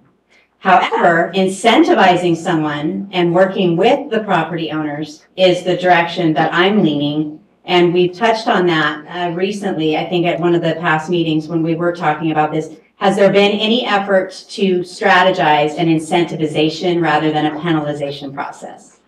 Yes. Okay, what's that look like? Well, that's one of the things I was touching upon. Okay. Was from a city standpoint. And again, city staff that you currently have on staff, you do not have an economic development coordinator. You don't. Right. If DAC was filling that role, that's cool. We were looking at doing a code that talked about pop-ups. We were looking at doing the Mills Act as an incentive, and we've already established our historical register so you can use the state historical building code. We've already been doing streamlining for permitting processes. So that's what we've been able to do from a planning standpoint. Sure. That was one of my other comments was, what does registering, I don't know this, and I don't know that anybody else really understands what does registering for a historic property, what does that do for you? Where the pros and cons are, as well as what have we done to reach out to communicate those types of incentives? As you know, it's a pretty new thing. We've had it less than a year. Basically, when somebody, right now, we haven't had staff to go out and contact each and every person that might qualify. But what we have done is when they come in and talk to us, we always tell them, hey, your building probably qualified for the register. And if you do that, you can use the state historical building code, which means you do not have to strictly read what the state code says. There is additional flexibility in it that is tailored to the fact that you have an old building that could not possibly meet current codes. And that's a huge difference for a lot of people, especially in the historic district. Sure. Good customers. Yeah. I want to go back to what Gretel said when I made that comment about incentivizing. You know, that means that everybody who's downtown right now, who's doing the right thing, we're going to say, well, thanks for doing the right thing, but we're not going to help you. I believe that, you know, if this fee waiver is put in place and it's been reviewed, it would give somebody an opportunity not to have to pay. And all we're asking people to do is demonstrate a good faith effort to rent their property. And I like the idea of using a local property manager, because, you know, with the caveat that, you know, I can hang a sign. I own all those businesses downtown. I don't. And I put lease signs on them, but what I'm asking per month is so exorbitant that they're going to sit vacant just because I'm asking too much. And I think there needs to be a reality check for those folks who are saying, I'm doing the right thing because I'm posting signs. But are they actually doing the right thing? Because they truly aren't trying to be competitive and do what we're asking them to do is put, you know, some bodies in those buildings. So, I mean, I'm fine with the fee waiver, but I think there's enough teeth in what I'm suggesting is people can apply for a fee waiver, and let's just make sure that they're doing their due diligence to rent the buildings and not have them sit vacant. And I would also say what this starts helping us put together is that basically that property database in terms of the vacant commercial properties that we have within the city, that we can then create that GIS layer, build that kind of web page that not only can locals go into it, real estate, professionals can look in it, and then people from outside the area can look into it to look at these particular properties are for sale or for lease. This is what they're zoned. This is, this is the kind of the property characteristics of it. But then we have all of that information and we have legitimate contact information for all of these properties. And right now, you just can't find the person to contact. You can't find who it is that you're going to be able to talk to even have that conversation. So, I mean, this is not the end all be all. This is a step in the right direction. But I think that it gives us a good starting place, and then we can build upon this because we still do. We have to work with them. We have to try to appeal to some of them because we're going to have property owners that are going to say, no, I want $15,000 a month, who have never gotten $15,000 a month. And it's trying to appeal to those property owners, kind of a heartstring to if you care about the city, then you want to care about having viable businesses in there. And having it vacant does not help us. That's not a legacy I think anybody really wants to pass along. So I think some of those are going to be some conversations that are going to have to happen, that are going to take some time, but we at least need to get started. I think then it would play into what you were saying. Once we've got a database started, then it's so much easier to reach out to them and say, are you interested in getting a historical status on your building and helping them along the way? But we have to do something to help the people who are doing a good job downtown and have viable businesses. Right. And I want it to be very clear that there are two components to this. There's a fee, and then the actual code enforcement slap you on the hand, that comes under abatement if it is a public nuisance. Right. Period. So you go through the fee and you get us a plan, blah, blah, blah. It becomes a violation when you reach the definition of a public nuisance, which are those deteriorated buildings and Infestation and. blah, blah. Yeah. You got something? Yeah, whatever you're, so,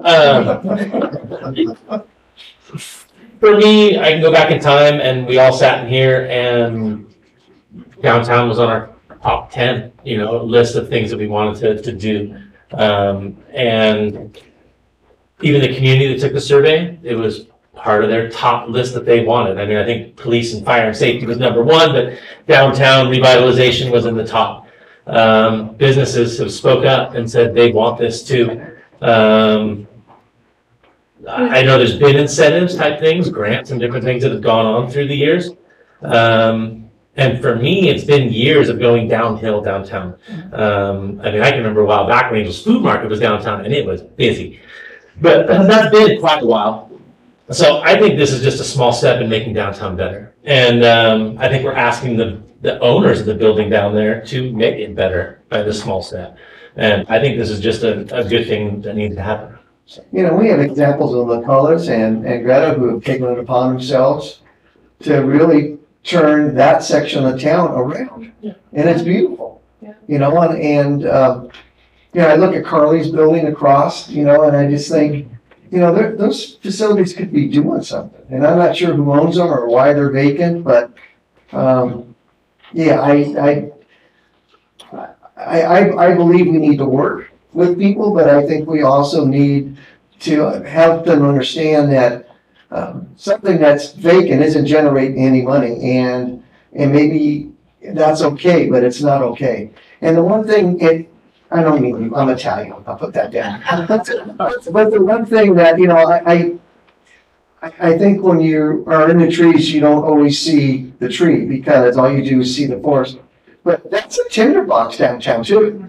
We have vacant buildings that are sitting there, and we had a young lady here tonight talking about a homeless situation. If they have access into those buildings, gosh, it would be terrible. So, I think it's not about being punitive. It's about, I think, being reasonable, and setting the bar at a point where we understand where we all would like it to be. So I'd like to go and see what the public has to say at this time. So any members of the public, if you'd like to gladly come up to the podium and give us your insight on this ordinance.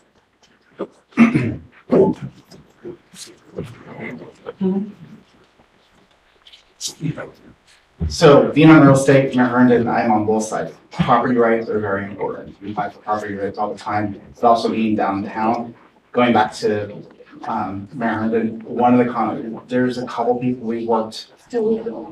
They've done 2 years of presentations for a couple of people that is to get the presentation, but they haven't.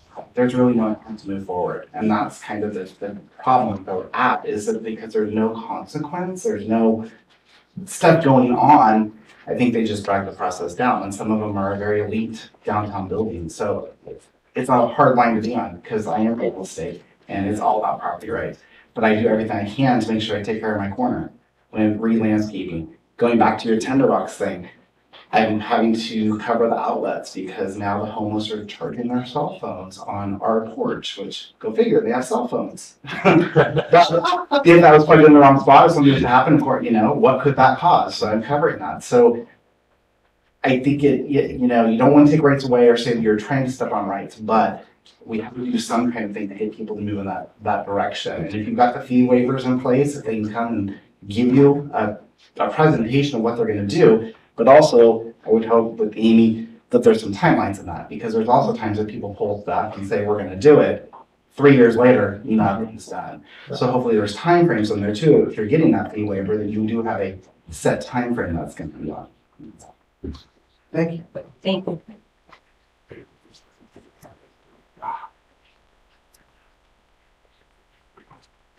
Hello there, my name's Roland Wheeler. I'm one of the owners of the historical Angels Camp Hotel building, along with my wife, Nancy Rollwheeler. We grew up here, and we own the building along with my parents, Roland and Charlotte. I'm excited about downtown, and I believe it all starts when we do something to bring visibility to it. And one of the first things I see in rolling through, I'm from San Diego, but, excuse me.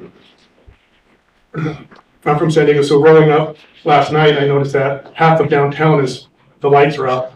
And I know there's a program, and I strung all the lights at our hotel. And if we had it more lit, we could do some things. As far as vacant buildings, I know some people keep their buildings really nice, but that may be wrapped up in a trust that they say, after my passing, nothing's going to happen to it for 20 years. So we know these things. So what do we do to get past that? I believe property rights and ownership. You know, it's hard to tell someone what they can do with their property when they own it, right? But for us, we've created an office co-op, and we want to get small businesses into our building. And, you know, we can lease out 150 square feet or 3,000 square feet, but commercial's hard across the nation. You know, who's doing that right now? But we need to make historic Angels Camp very special, and it starts by lighting it. You know, tomorrow I'll be putting up the flags. I noticed that there's flags all throughout town. Ours doesn't have it. I think there's maybe some in the past. Maybe Dad didn't want to have some flags on, but I'm here to commit to all of you that we want to be a part of the community, and we're excited about it. I am excited about it. So, as far as Bird's Way and the floodplain, I heard some things earlier. It's important. We have ADA, you know, people, tenants with disabilities. They cannot roll down Bird's Way. 5 years ago, we came to the city. We've written a letter. We've taken videos of the sinkholes that are happening. So I'd like to go on record to talk about those sinkholes, and something desperately needs to be done because someone's going to get hurt. And I'm back there today, and it's even worse. Now I know the city has come in and poured gravel and concrete into those holes of sinkholes, but they haven't done anything in probably 2 decades. So I implore you guys to really take a look at that. Use some of the money that has been funded to protect the cornerstone of historic Angels Camp, which is the birthplace of the Jumping Frog Jubilee. We want to do special things with that place. I love Angels Camp, and I'm buying all the old homes I can buy, and I love restoring them. So if we can get Angels Camp going, we're gonna have something very special. So thank you. Thank you. Any other comments? I'll say something. I would like to add that once upon a time we had street cleaning done, and that hasn't happened in a long time. And I've heard different stories of why, but that's something the city could take on and help with cleaning up the streets of the businesses and do some type of street cleaning down there, whether it's a pressure washing once every 6 months or something, because it's completely filthy from start to finish. I mean, the blowing and stuff is helpful, but the sidewalks themselves and some of the sides of the building are really, really thrashed. And I don't know how else you can do it. I've taken a pressure washer to my places, and it needs to be done almost on a 6 month basis. I don't know whose responsibility that is, but I do know once upon a time that was done, and I believe it was done by the city. And that would be something that would be really nice. I thought, didn't we have a street cleaning machine or whatever you? You're talking about sidewalks. Oh, sorry. Yeah, sidewalks. Yeah. I mean, you can drive it up there if you want. Yeah, this is a conversation that we've had internally. So part of the problem, and we're just gonna have to figure out a different solution, because the sidewalks go towards the creek. There were some complaints about the dirty soapy water making its way into the creek, which then that creek is then used for drinking water. So yeah, so we'll. I don't even think it needs soap. We just have to. High pressure water would be amazing.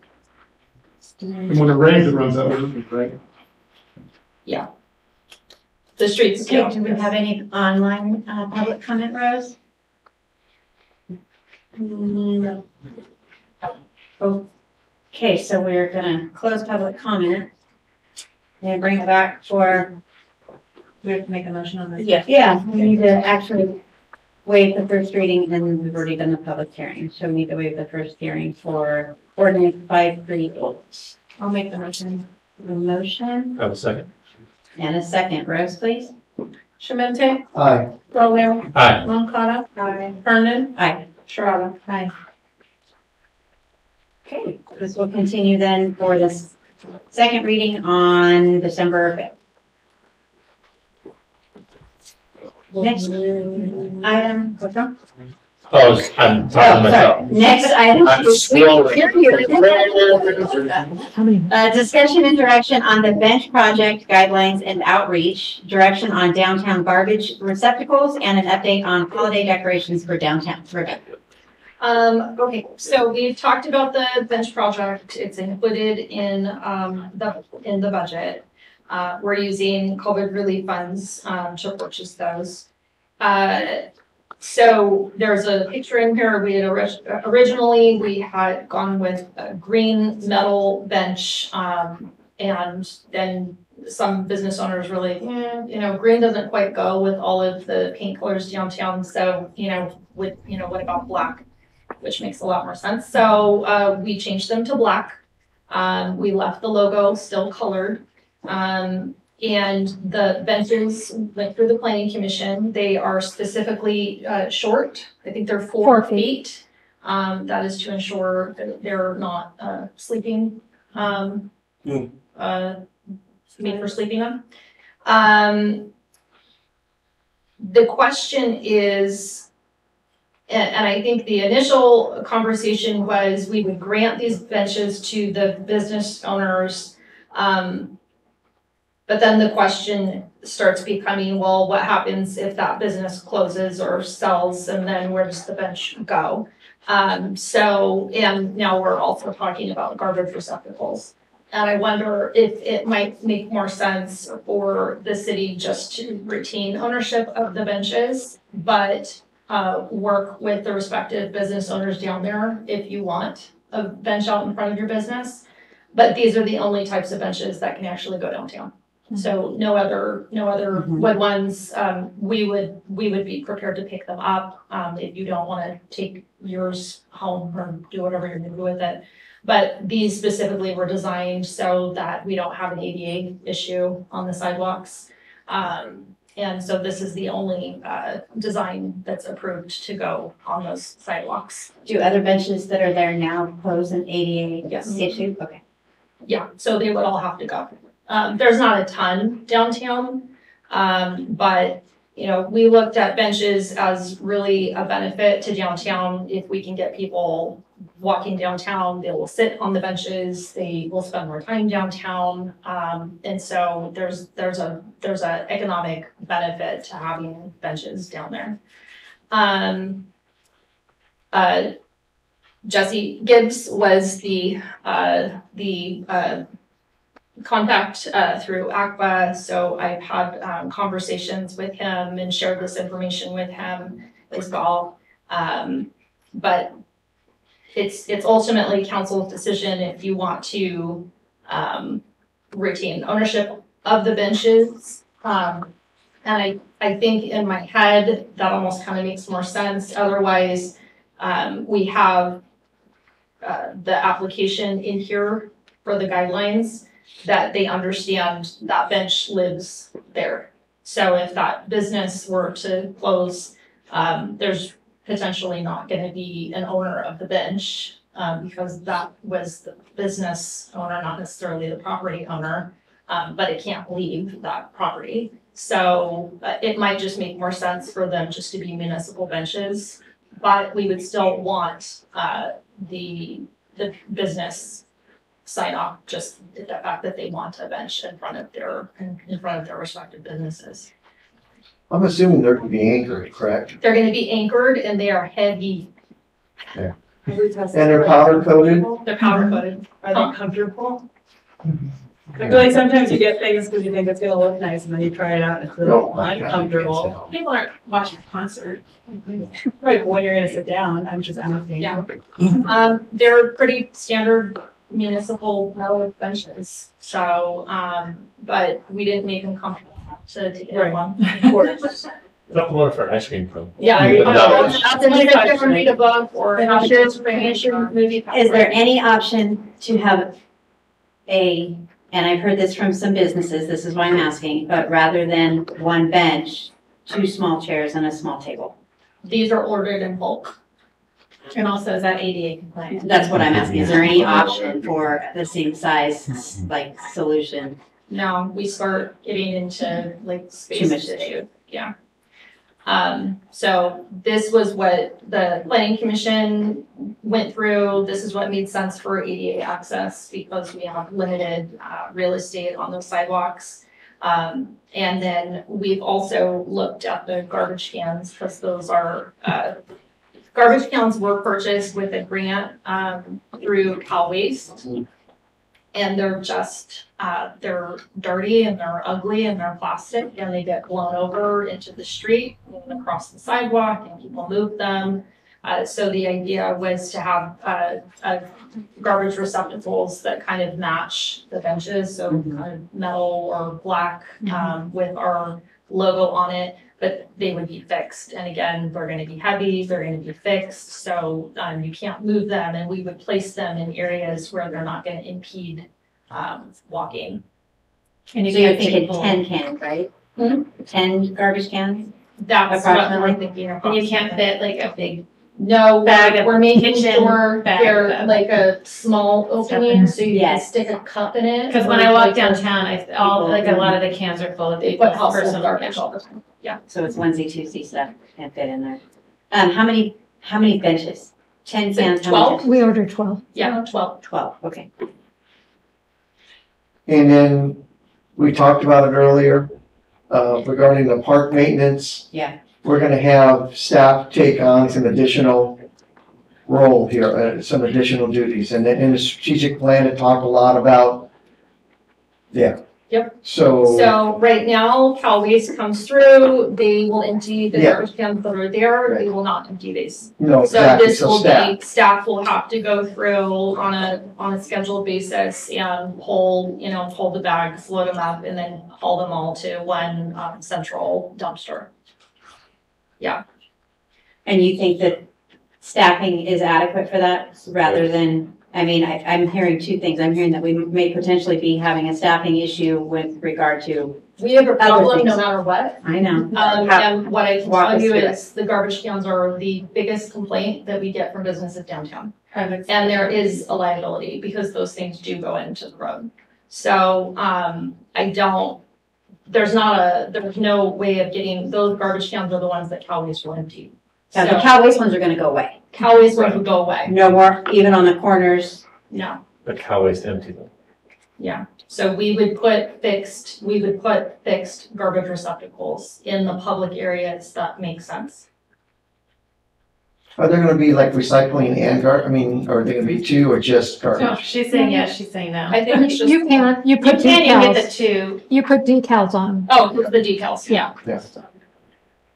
But, yeah, I mean, right now, the Cal Waste ones, I don't know how, they start with their They're all garbage and a recycle, and then they end up all recycle, and then the garbage is stuck somewhere It's down to the blocks creek. away. I just wonder if 10 cans is even enough. It's a start.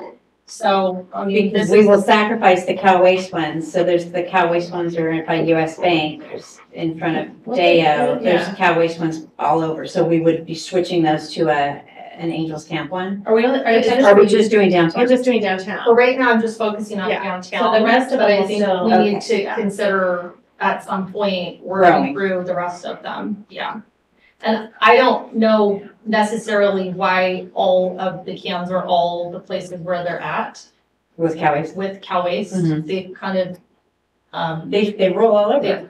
Well, I'm sure They grow. they've been moved. they've been moved.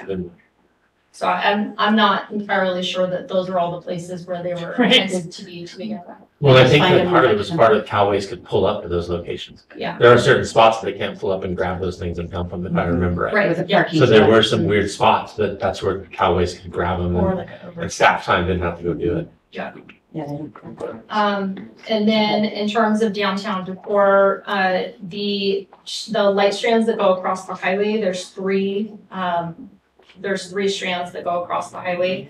Those are owned by ACPA. And then ACPA asks the city to hang them up on an annual basis. We have staff spend hours every year to try to MacGyver them back together. So our recommendation is just to go ahead and replace them. We would own the lights. We would be responsible for the lights and the maintenance and the storage of the lights. And they still have to adhere to Caltrans standards, which means we can't have red lights and we can't have green lights. We can have white lights. No gold ones either. What's the color we can have? I think the ones downtown are white. White is fine. Yeah. You said no gold? No gold. You can't traffic signal colors. Yeah. Yeah. But the deal is if you wait until January, February to buy them, you get 33% off. So they go on sale in just like holiday, right? They go on sale after Christmas. Great. This was contemplated in discussion as part of the budget, but it wasn't actually funded as part of the budget. It was a conversation that we would bring back at a later time. This is the later time, but my recommendation is to go ahead and approve funding these, but we would make the purchase in January or February. And then the pole banner conversation. So ACPA found in the museum. So on the holiday decorations, we're purchasing those, but we're gonna make the ones that we have due for this year. For this year. We're gonna piece them It's all on lights, okay, good. Yeah. Those are. And we will hang those, we hang them free, however we get up there and do it. Okay. We hire gold electric, Okay. bring the truck down. Thank you. So ACPA found these Christmas decorations in the museum barn. They were these big, old-fashioned, heavy poinsettias or something. Yeah. Now, there's a Christmas tree, there's a candle and a Christmas tree. They're heavy. They have these little hook arms that went on the back. So, we kind of looked at them, and I've never really paid that much attention to the light poles downtown. But if you look at them, they've got these little arms that go across. Those are not the arms that could support those. So it's either that the light poles got changed or the hardware on the light poles got changed. I don't know. But those are too heavy to go on those arms. So if you look at the light poles, which probably no one has paid that much attention to the light I poles. looked the other day. Yeah. Well, I remember when they put those in, it was when the bypass opened. The little flagpoles? Yeah, because we were the base camp of the Sierras. Oh, yeah. And remember that we had Bear Valley ones, and we had golf ones, and we had like. It's for whole. Yes, And so so it's like, yeah, like go to Bear Valley, go golfing, go skiing or whatever. So they're Yes. they're a great inexpensive decorating mechanism, but those are what those arms are for. They're for pole banners. So pole banners can be bought really inexpensively. They can be hung without a bucket truck. So we're not having to pay, to rent a bucket truck to go and install anything. And they can be used for holiday decor. They can be used for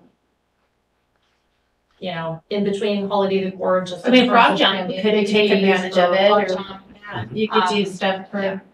So there's lots of different options that could be used for those. I gave just some examples of pole banners.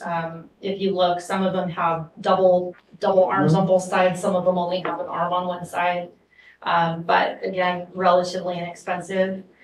So I would recommend looking at that as an option. And we've also kind of talked about if there's a way to get away from the banner option that goes all the way through town, that might be an option as well. And we also have a banner option side next to in front of Utica Park banner option that's engineered that we will be also moving forward with. So there's other advertising opportunities other than banners and things that would have to go across the highway. So I'm gonna put a pitch in for a boom truck. We used to have one. And obviously something happened to it, and I don't know what the cost, if we, received any estimate on what it would cost to put it back together, but, I think it's a valuable tool for our maintenance crew. For trees, et cetera, and if we do away with banners or not, I was gonna talk about it, but we tabled that item. But do we know how much it would cost to refurbish our boom truck, or? It was too old. I don't think, So yeah, we couldn't refurbish it, so it would be purchasing a new boom truck. Or used? Yeah, but new to us, it would be a. New to us. Right. I I'll talk just, to you offline about something. I got an idea coming up. Yeah. So that's it, there was just, and that's a 100% general fund. So our other equipment. it could be COVID dollars. We could, but. I'm pointing to Michelle, where you are. It's Michelle's COVID dollars. Right, so in this budget, we've allocated all of the, yeah, so we would have to take away something. So it's either we take a portion of the 400,000 that's in the youth park. We would have to take, some, so we'd have to go through the budget to determine what we want to peel off. And I can ask you, and Michelle can chime in, what about at the end of our ability to spend COVID funds, or has that been extended? The deadline to expend the That funds? is through 2026. Yeah. Okay, 3 years? So Spend, not just allocated to spend. Right. Spend. Yeah. Yeah. So, I mean, that's definitely a budgetary consideration, but those are all allocated, all those dollars are allocated. So we would just have to have that conversation in terms of peeling something off. So just in terms of direction, I'm looking for direction from council if you want to retain ownership of the benches as opposed to granting them to individual business owners. If you want to move forward with the garbage cans, move forward with the downtown decor and pole banners. It doesn't become a liability either way, right? Liability issue either way. I mean, we're really gonna, it's our property and we're granting it to the business owner. And it's in front of that person's business and in exchange, they maintain it, et cetera. Right. And their customers have a place to sit. Yeah. And we're liable no matter what. We're liable no matter. Yeah. Something got bit by a dog out of the fairgrounds, and we got named it in one place. Deep pocket. Yeah. If you're asking opinions, my opinion would be for us to retain ownership, but ask them permission and have them fill out some type of form saying that they would maintain it. Yep. In front of, that would be my recommendation. So before we start polling council, I think what we'll do is have public comment on this. So any members of the public that have anything to add to our discussion? No, like from our building owners and business. I just want a quick clarification. That's what we've looked into, because I've had some people come back, Rebecca. Yep. On the things that we have that we found in ACPA, the current poles, the structure on them, or the integrity of those, you've seen the Christmas tree, you've seen, I think, Yeah. Carolyn, I think you've seen them that night with us. Even if we try to find a way to attach that, because we have people say, what if we made a different bracket to do that? There would be would those poles hold those? Is that our understanding? They would not. I don't believe that they would per Public Works, no. Those little arms are for like the little flimsy. But I mean, if there was another way to, because we've had a couple people talk about. Oh, another bracket or something. We know welders. Is that what you're saying? Yeah, well, and those are not our poles. What did we do in years, or, I'm sorry, is the stuff that I found, it hasn't been used at least in like the last 18 years. So, and it's interesting where some of those are. Gretel found a picture she sent me the other day of somebody advertising one of the buildings up there. And the candle that we found in there, the candle was actually in the center of the road at one time. It probably could have been used because it was red at that time, probably couldn't be used now. But it hung somehow on the wires. So it was part of the trees and that were part of the whole decoration. I don't know how long ago that picture was that you sent me. But at one time, yes, I was all incorporated somehow. I don't know how many years we tried to look at this all and we can't figure out. We asked Dave who's been here for, I think he just hit his 21st year, and he had a vague recollection of them going up. So Maybe that's instead of focusing on the downtown with them, we look at Putting them in other ways. yeah, using them maybe in Frogtown or Frog Jump Plaza or somewhere else where it's not a Caltrans owned pole. I'm just spitballing, but So, did you more? yeah, did you have more public? No, that was just that question come up, and even we talked about the other night during Yeah. the White Hawk. I was sure. Maybe the developer would allow us to do something fun in there so they don't, they don't put anything Right. fun up there. I don't know, I'm just trying to think of something where because they're really cool. Did anyone plug them in? Do they still work? Yes, they do. Yeah, we did test them. And again, we have no boom truck, Okay. and so. And they're they look kind of heavy. They're heavy. They're heavy. And is there a picture of these benches? Do they fit the? Yes, yeah. I'm sorry. Well, I- they're in the packet, but. Okay. What do you want to see? Oh, I just, does it fit the style of downtown? Yeah. Yeah, so it looks like they're so, that's good. And then, do all of the lines through the whole historic downtown, and I'm not sure how far you consider historic downtown, does it go all the way past the 49er Chevrolet? Or where does it stop going north? Does it go to Utica? It doesn't go past Utica. Does it go past Utica? It does on that side, but on the other side, that little stick, that really sharp corner that comes in, I can't come up with the name, that's where it ends on that side. So as you discuss lighting, is there a way to put LED lighting that's consistently the same through the entire roof line? Because a lot of people come downtown and they want to take those picture postcards, and it's a great skyline when you see that offset. Right. So the lighting that was downtown, that was a project that was done by ACPA several years ago. okay, Those are not city property lights. That was a project that ACPA reached out to each one of the individual building owners at that time. Right. And then those were installed, I don't know if it was done by a contractor or volunteers, or I have no idea how those were installed. And then nothing has happened to them since. sure. So like, Mr. McCullough, he just went ahead and took care of them. So we had nothing to do with him redoing his lights. He took it upon himself as the building owner to redo his lights on that building. And I did the lights on my building. Right. So, But we don't, the other. It looks consistent with everything else, it's kind of a hodgepodge, right? Yeah. So, but I know we need light downtown, and it's important, but is there a way, are there funds available so that it can be coordinated to run the whole thing, or? So So I again, think ACPA was looking into that with a new light project, but they didn't have enough of the property owners to allow. right. Oh. You have to be consistent, you have to have a consistent Right. group, and there's people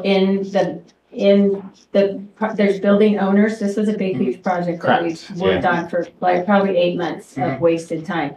Business owners in the middle that don't want to participate, and if you don't have a running line, it doesn't work. And we had different reasons because some were going to be redoing the front, some were going to be redoing the roof, so it didn't work that time. So just by the time we got done, it just wasn't going to work It fizzled consistent. out. Yeah. Well, yeah, I know that And went that's back an ACPA effort, a large. some years effort. ago with the facade renovation, right? Is that what you're talking about?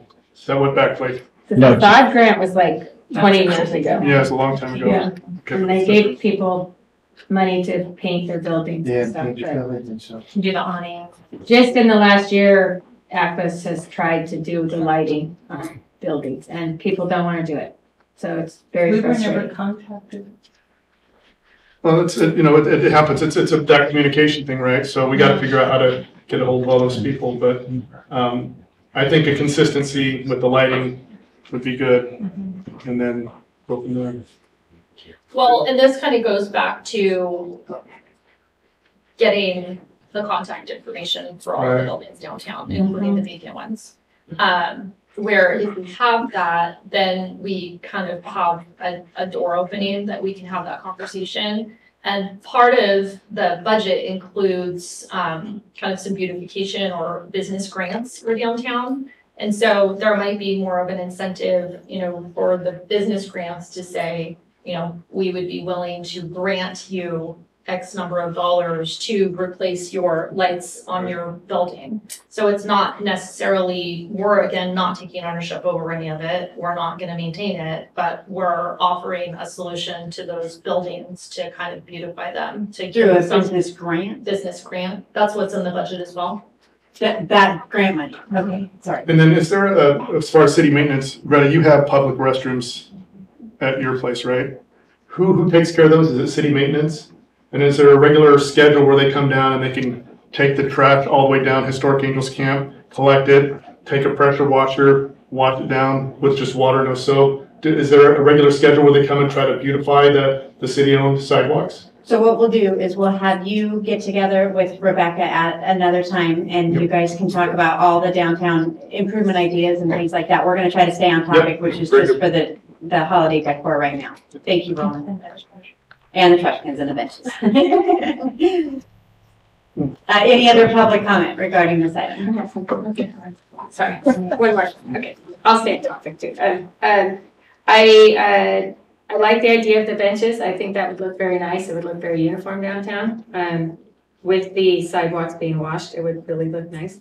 And as far as the garbage cans go, I have caught people putting, because I take care of the garbage cans at the porch and I put them in my own trash can. And I have caught people not only putting their household garbage in there, but all the way down. Businesses put their garbage in the garbage cans. And so if you get these garbage cans, you have to get them to where there's something small, because it is, I actually went through someone's garbage and took their garbage back to their house. Because yes,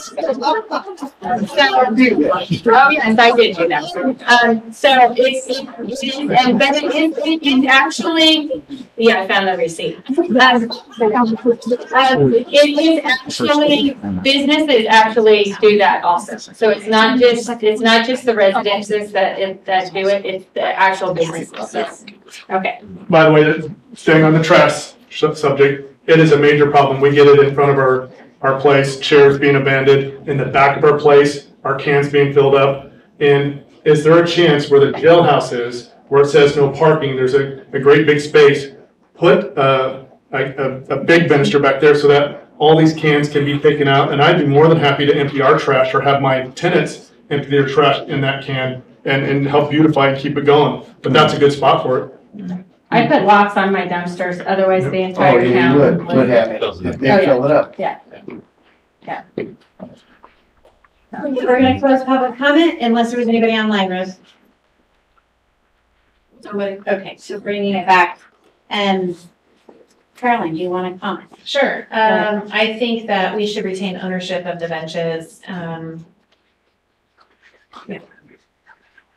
And then where are you at with the other two? Garbage cans, yep, yes. It's something that I actually hear a lot of when I go downtown and go into businesses. It's one of the most things that I hear. And then, and I do think it falls in line with the development of downtown. And then the decor, yes, I mean, that decor we've had is it's not, I mean, I love it, it's beautiful, but it's time to go.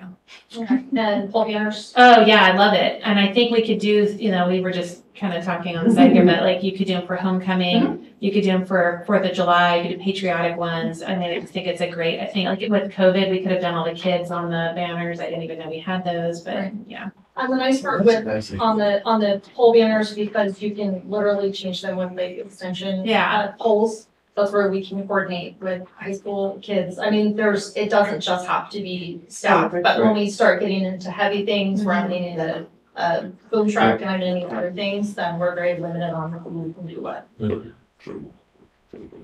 So for me, I'm a yes on the benches and do retain ownership. I don't see a lot of maintenance on that. I don't think it's going to be too much of a burden. Maybe a sweep every now and then or a wash. Garbage cans, yes. And do stick with the small opening for all the very reasons we stated tonight. Decorations, I do think we should invest in some new decorations when everything's on sale. In the meantime, let's utilize what we have. I would like to be collaborative with ACPA and trying to use these other decorations that we found and figure out a way to use them. If that means that we help hang, or I don't know, some modification or something, I'm sure we can put our heads together and figure out. It just makes sense that we found them, and let's try to use them, whether we use them in other areas, not just downtown. And Caroline's idea I liked, or hang them where we can and beautify what we can. And what was the last? Oh, the little flaggy things. I like them, and I think we can grow with them. I just don't want that to be our only holiday decoration downtown. That's not enough for me. No. So in addition to others, Yep. Absolutely.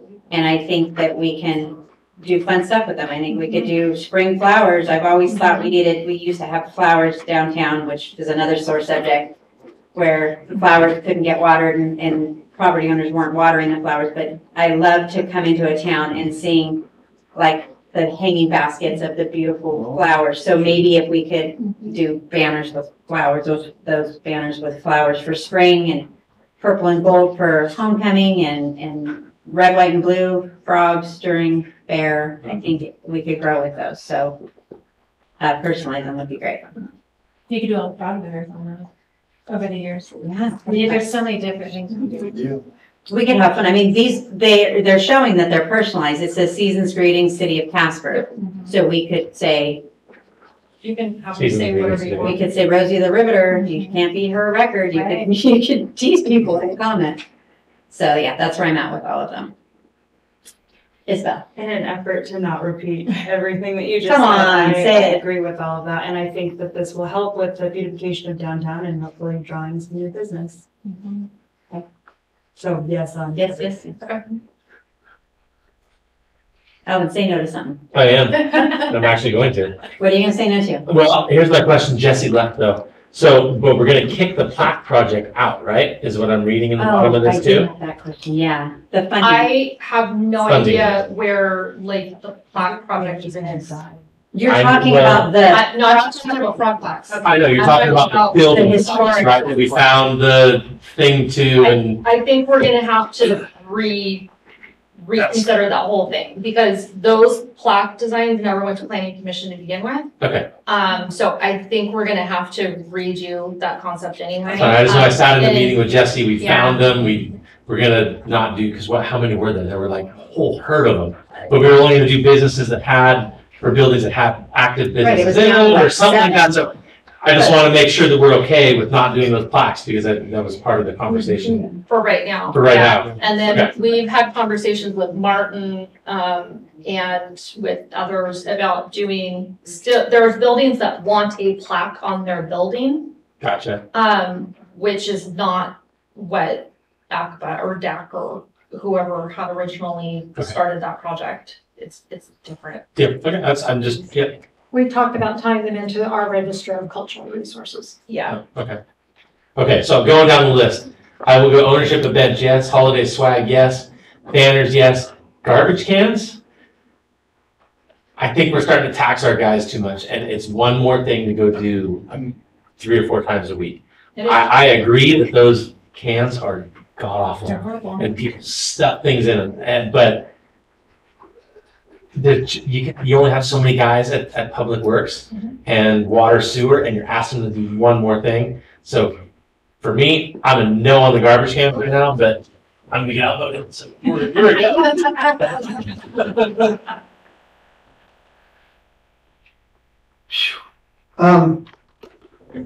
I worry at the way you do about our taxing our guys. But I also, you just wonder whether or not we can become more efficient. And you're doing a study right now, and the park goes in with new irrigation. I'm just flabbergasted because I learned for the first time that an owner can say, no, you can't string lights in front of my building. So all this time I've been driving down the street going, oh, those lights are out. What's that? It's a section of lights. That's like the lights I put up on my house. Right.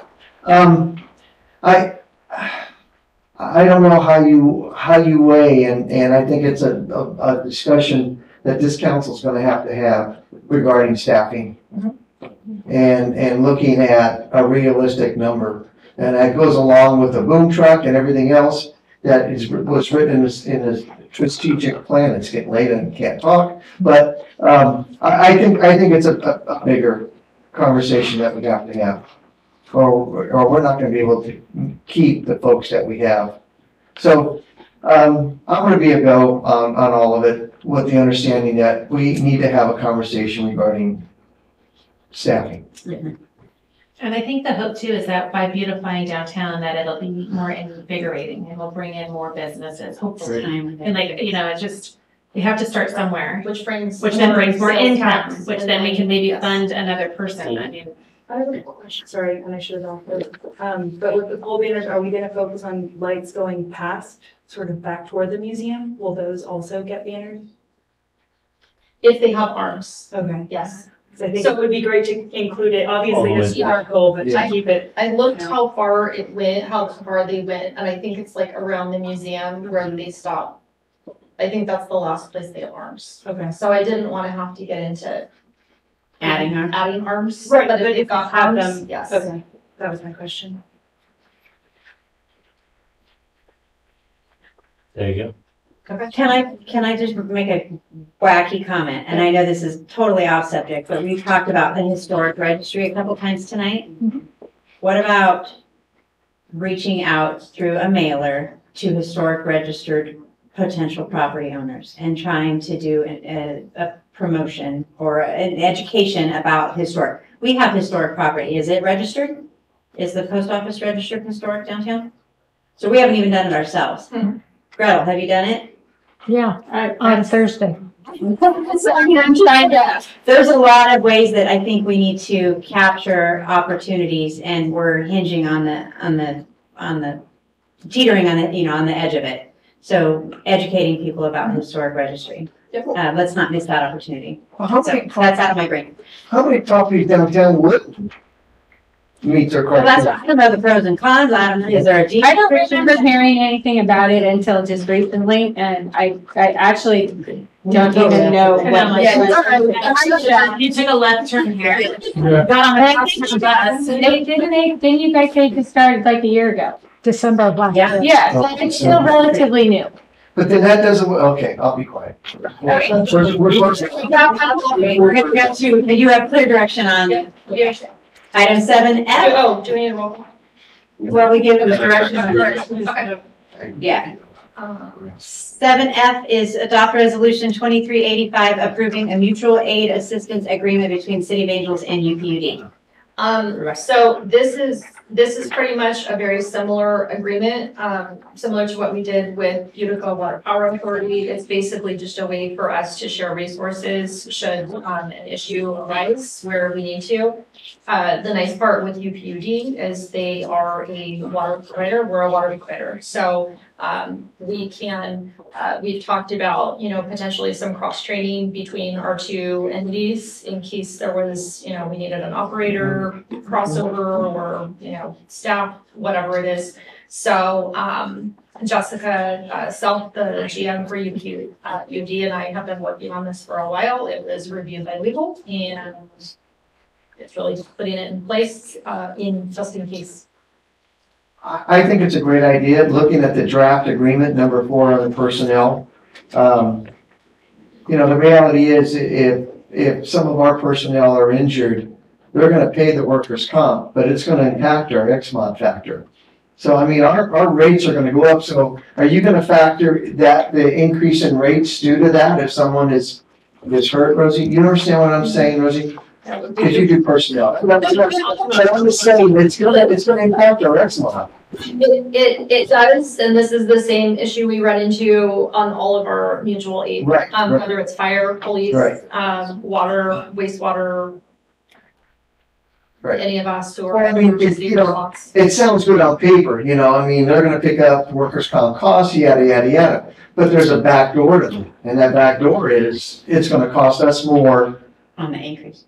on the backside, because our XMOD will go up, and it'll be with us for, Well, when they're talking about workers' comp insurance here, it's that our hourly rate, our employee includes a workers' comp rate. right. So if they were to get hurt on the job, we will know what that impact is for workers' comp a year or two later, once we get Last that. 3 years, yeah. Yeah, so we wouldn't that's You, just you gonna couldn't go. charge. No, Right, and all I'm saying for, transparency, I appreciate what is written here, but the backside of that is that that's gonna have a financial impact on us if someone gets hurt. And that's the reality. or on them, depending. Or on them, right, yes, vice versa. I think it's a great idea. So to piggyback off that, we are responsible for paying, so if we borrow someone from UPUB, we pay the salary, or excuse me, yeah, right? We pay their full weighted rate. And then workers' comp, we also pay that? Well, that's just part of it. That's part of their wages. And we pay for that equipment that comes with them. So they're the operator, it's a package deal. Yep. And if they get hurt, we would. If they get hurt, it's gonna It goes impact back to their their workers' workers' comp. comp and their staffing and everything. Our And employees vice get versa. hurt, it goes on our staff. So the alternative to that would be to have them for a moment in time become an employee of UPUD while No, they're, I don't, for those few hours. I'm just. Yeah, right, I'm just trying to think, well, what's the rationale of sending someone as usual? Emergency. I don't know emergency, but I also read into here, in case, we needed additional support to fix a problem. I mean, that's an emergency. I mean, it's not a flood or a fire or whatever, but, It's an operational emergency. it's an operational emergency. So we're not just gonna borrow equipment, we could be borrowing them. For COVID, everyone was COVID. Yeah. There was a time when we were pretty. Yeah, I think workers' comp is workers' comp, Yep. but the reality is, there's no way that, either agency is gonna get truly reimbursed for that workers' comp In the cost. event, Right. yeah. That's just not gonna happen. I think we would be more susceptible to having an accident if we were too low staffed, honestly. Yeah. And didn't have the mutual. No, exactly. No, I agree 100%. Public comment on this issue. Anybody online? No. Okay, any further questions or comments from the council? Make a motion to approve resolution 2385. We have a motion. I will second. Roll call, please. Shemente. Aye. Brolio. Aye. Moncada. Herndon. Aye. Sharada. Aye. Thank you. Thank you. Taking us to item 7G. This is discussion and direction of the establishment of subcommittees and ad hoc committees. Rebecca. Okay, so this was just kind of a conversation at the last meeting about the possibility of looking at these. Right now, we don't have any subcommittees and we don't have any ad hoc committees. So I'm not asking for these to be established right now. This is mainly just to plant a seed in all of your heads to think about this. What happens is subcommittees, we used them at CCWD, we have used them at Calaveras County, lots of cities use them. It helps streamline your regular meetings, so they go by quicker because the kind of meat and potatoes of what's getting discussed would have been discussed at the subcommittee. And then when it comes here, all of those questions, for the most part, are kind of all vetted through. Ad hoc committees are, unlike subcommittees, which subcommittees have to be established, they are open to the Brown Act. So they have to be posted, agendas, meeting minutes, all that good stuff. Ad hoc committees still have to be created publicly, but they're for a limited finite period of time, and they are not subject to the Brown Act. You still can't have a quorum on either, but an ad hoc committee, a perfect example, a lot of agencies did ad hoc committee during COVID because things were just changing regularly. So it was a way to kind of get some things done and ready so you could then get that to your board or your city council. Utica Park Project might be a great option for an ad hoc committee. If we had another, declared emergency, those can be a really good option for an ad hoc committee because it's having two council members. If you have a full council, 2 council members on those committees, and then they get to kind of work through all of the baggage that's gonna come with those conversations. And then kind of give a better direction for staff. So then those staff reports are then coming to city council, just a lot more kind of vetted, best way to explain it. There's all different types of subcommittees out there. It just depends on what your interest is. In terms of, in February, I've only been here for 2 years. And the 2 areas where I think they would be the most beneficial based on what we have always coming up at council is land use and economic development. There's other agencies, they have a finance subcommittee, or they have a transportation subcommittee, or they have a policy subcommittee, or a public works subcommittee, whatever it is. But in terms of what we have a lot of changes going on right now, and pushing just on the strategic plan elements and objectives, it's land use and it's economic development. Those are the 2. So those would be my suggestions, but ultimately that's your call on what you want to see. And then it's just a matter of, you know, also understanding because the subcommittee is more time, and it's agendized, and it's another committee that you're gonna be. So if that's the case, you don't want 5 subcommittees, because that means you're gonna have to sit on 5 more committees. As opposed to, you know, maybe it's just one of these. Maybe you say, we only have the bandwidth for 1. Or we have the bandwidth for both of these, but then that's it. So, and then my recommendation would be, you know, just kind of think about ad hoc. If we ever have an issue, like I said, like a declared emergency, I would come to council and say, I think we just need to go ahead and set up an ad hoc. And then you would take a vote on that, we would set it up, and then once we're done with it, then we would bring it back and we would end it. Subcommittee just keeps going. You can still always say, you know, it just doesn't make sense to have this subcommittee anymore. We've done all the land use changes we possibly want to do, and we're feeling great and everything's perfect. So we just don't really see a need for it anymore. And then we would take an action to disband that subcommittee. Could they be as needed? Ad hoc, yes. Ad hoc, but not the other. Subcommittee is. They have to meet whatever their schedule is. And who forms, it can only be 2 council members and then members of the public? It's open to the public. No, but I mean, who's on the board of the committee? Council, 2 council members. Uh-huh. And then it's just like here. So you would have 2 council members, and then I'm Like here, the staff. she's here. Okay. Yeah. Amy might Or be might here be to Chris, fill in or this it could one. be, Yeah. Okay, gotcha. Stakeholders outside the community, or? Yeah. Open to public. It's open to public. They'd be agendized. But outside of Colorado County? Public is public, so Okay. whoever. So we'll have public comment just a second, Roland.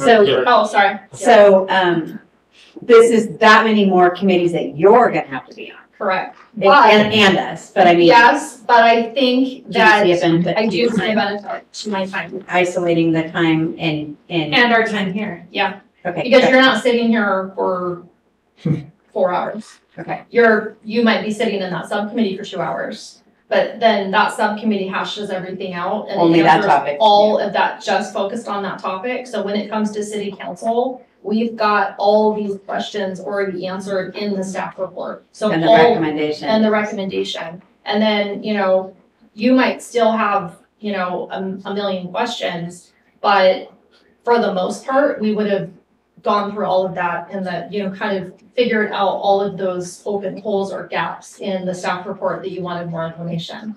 And the other thing is it prevents things, so land use, I see it, we would have it go to the subcommittee before we go to the planning commission. And so the benefit of that is we're not taking anything to the planning commission if it's not ready. Vetted, yeah. Which it helps them too. And then it helps them and it makes sure that you guys are on the same page. Instead of planning commission going a direction and then coming to council and it goes a different direction.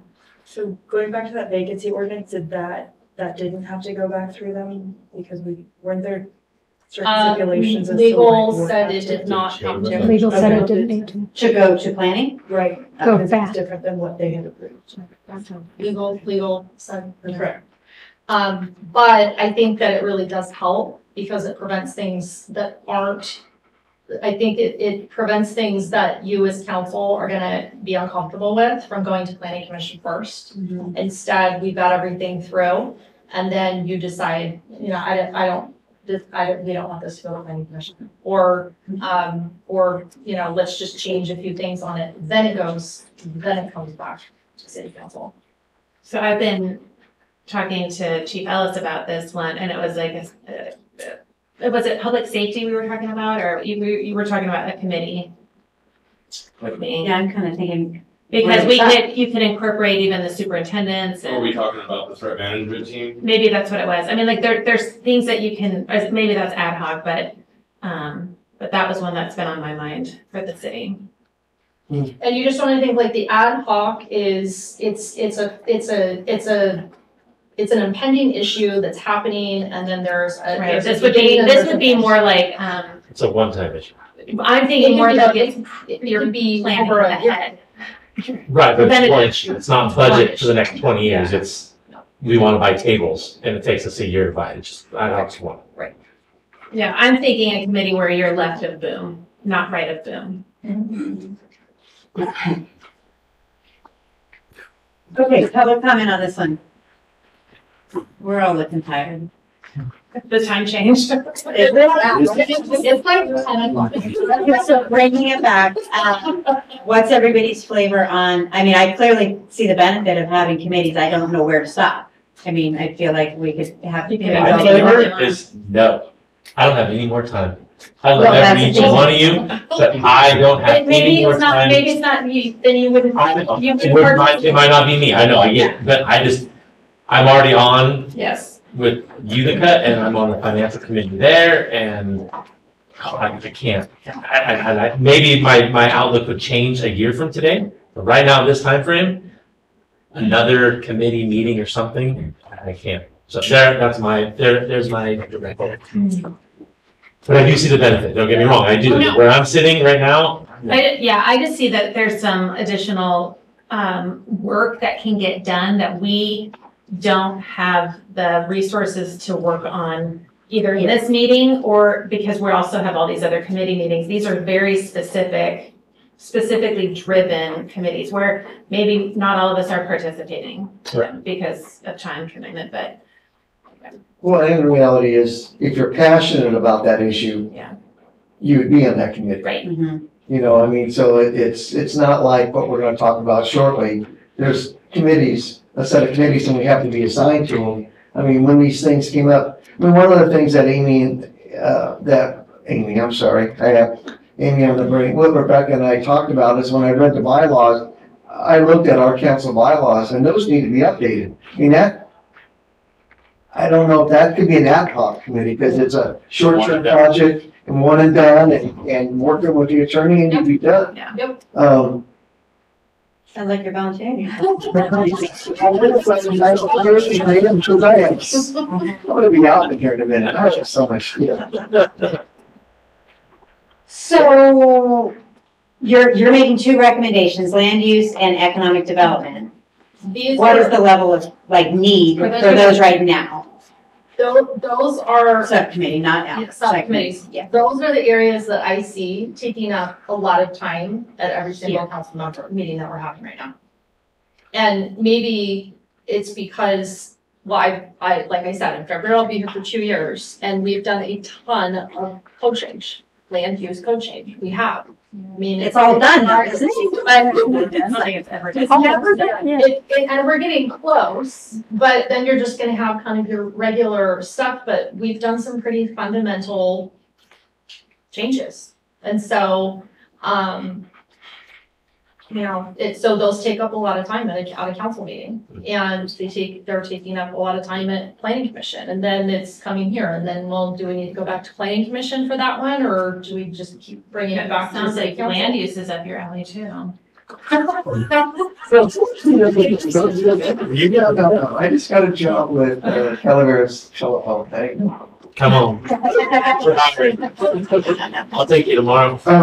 But these were just two that you wanted us to consider, and you wanted to go back and think about these. But if you go, no, I don't want neither one of these. I want, an emergency preparedness subcommittee, okay? Or I want a finance but, budget subcommittee, or I want a general policy subcommittee. What about a Utica Park ad hoc committee? Ad hoc, Well, then- yes.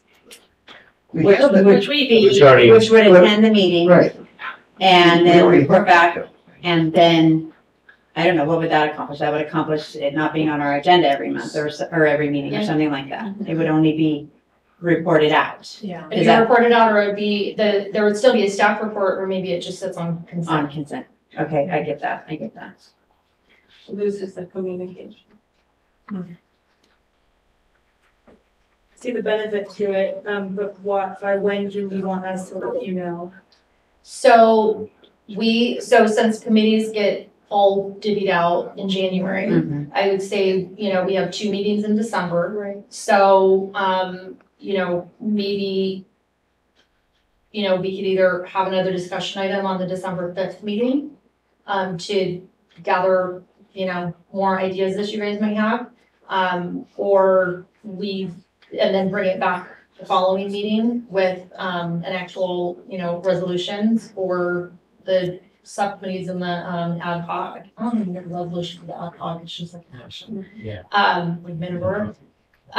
Or you guys just give me your information independently, and then we just bring it to the last meeting in December. It's your call. I think that December 5th meeting is gonna be lengthy. Yeah. Because we don't have another meeting, and so I'm a little concerned about time. I think we're gonna be starting at noon that day, are we not?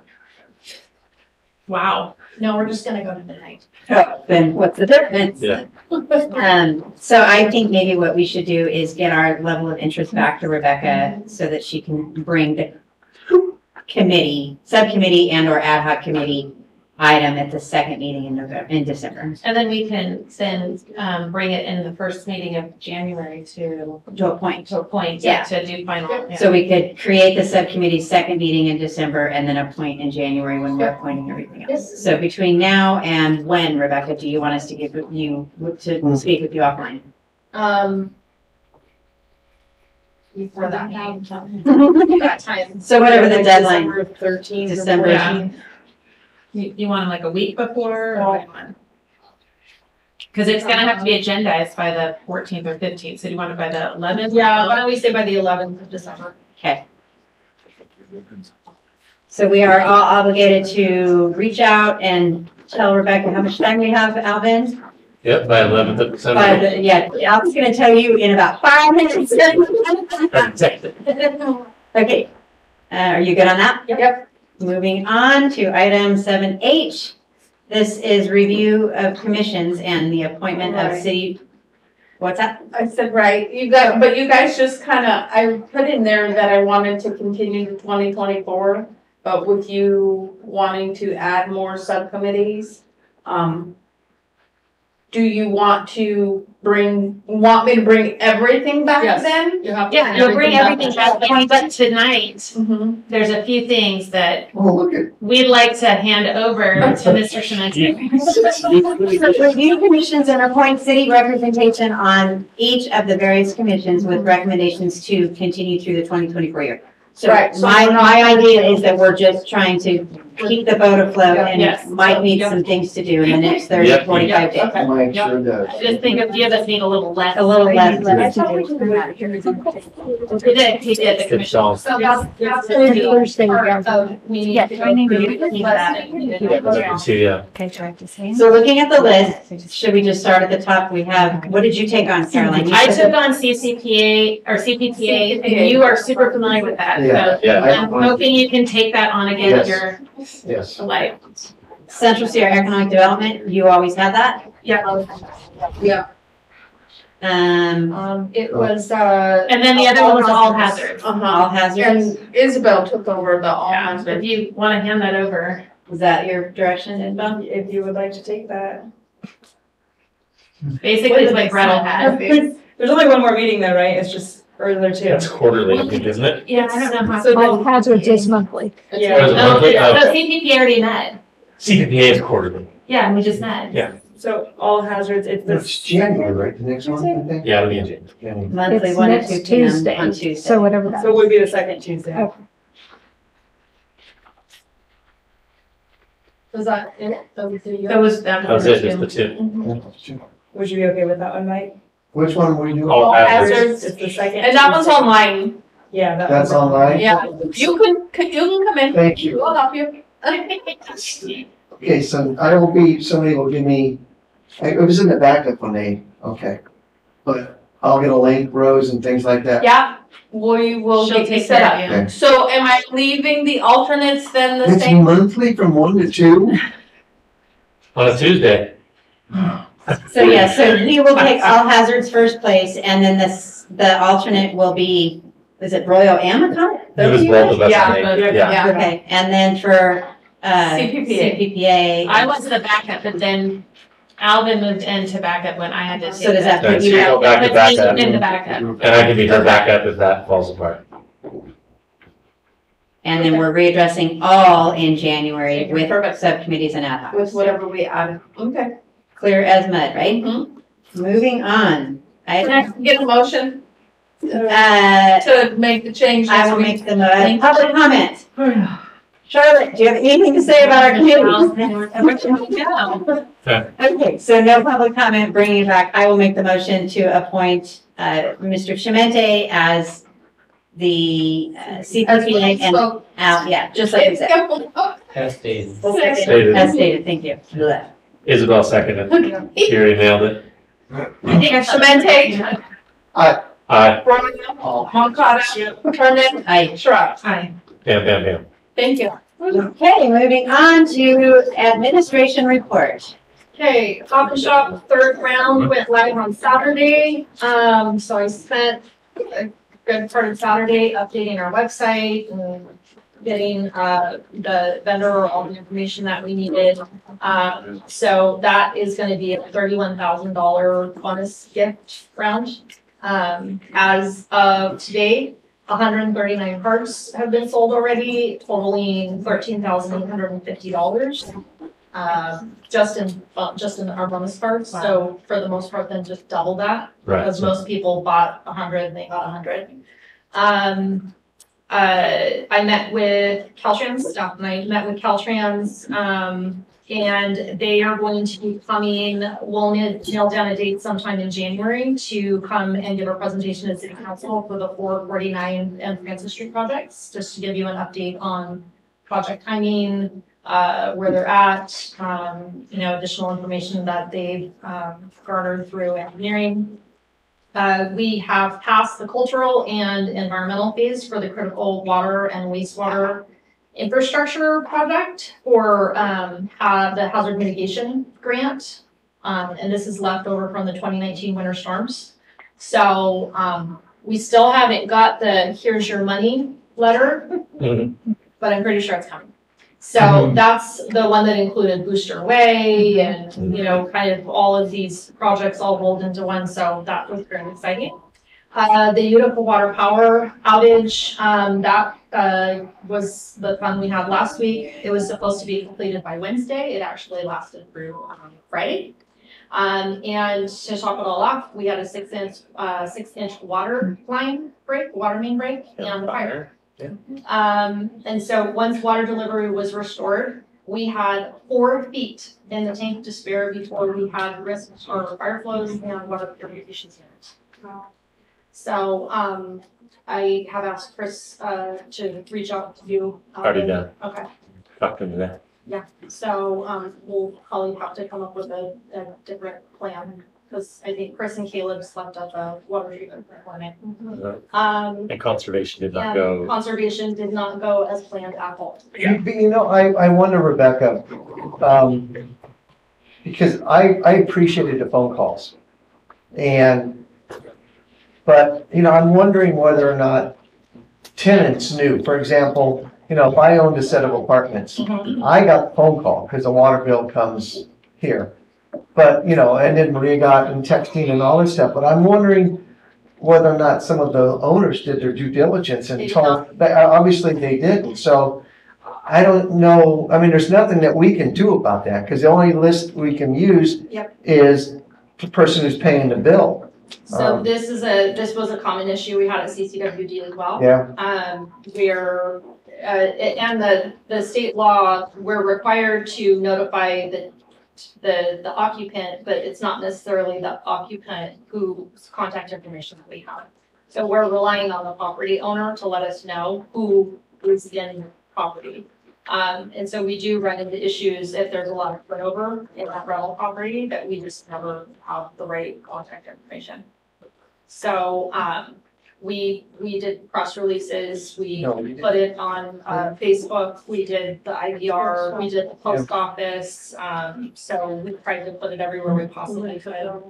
We put it on bulletin boards on Facebook. Did the hotels notify their guests? We notified the hotels and they notified theirs, well, they said they notified their guests. But no, we just had people that would call and say, we're not conserving, period. What do I do? So, It's not even like watering your plants right now. Yeah, I mean, it wasn't, you weren't asked to do anything except Really? don't wash your car and don't water your plants. We didn't do laundry. yeah, I didn't either. I didn't either. I waited. I yelled at everybody. Can you imagine if you did? Turn the water off. Oh, my wife did, yeah, this weekend did. Well, Because but I we mean, caught she up. would have probably had what, a foot of water. Oh, yeah, no, exactly, yeah. Oh, so it was, yeah, so, I mean, we'll have to use it as a learning opportunity and figure out how to get over some of those. Maybe we'll have to make those little banners. Yeah. Water. Maybe we have to do door hangers. Yeah. Which would be very That's impactful, really- but that's I really mean, that reaches the expensive. person in that house on that given day. Well, when we do the 5-day, the next time, we're gonna have to do something. Yeah. I don't know if we'll have to. do that. I would say we Oh, we will won't? not be doing that. Yeah, I don't know if we have to. This is, I mean, this is the first time in 6 years that I've, There was alternate, no, there is a discussion for next year, but I right, think but there's not alternatives. that big of an outage. I think it's only, There's alternatives to wet happening. So right, we'll just have rainwater, we more can buy, yeah. Well, it's that little, what do? They take the water around. The copper dam, Yeah. copper dam and a pump, Yeah. and it's only, I think this neck is only for a day, and that's fine. It was, A day is not a problem. right, it was that third And day, it's 3 and 5. right.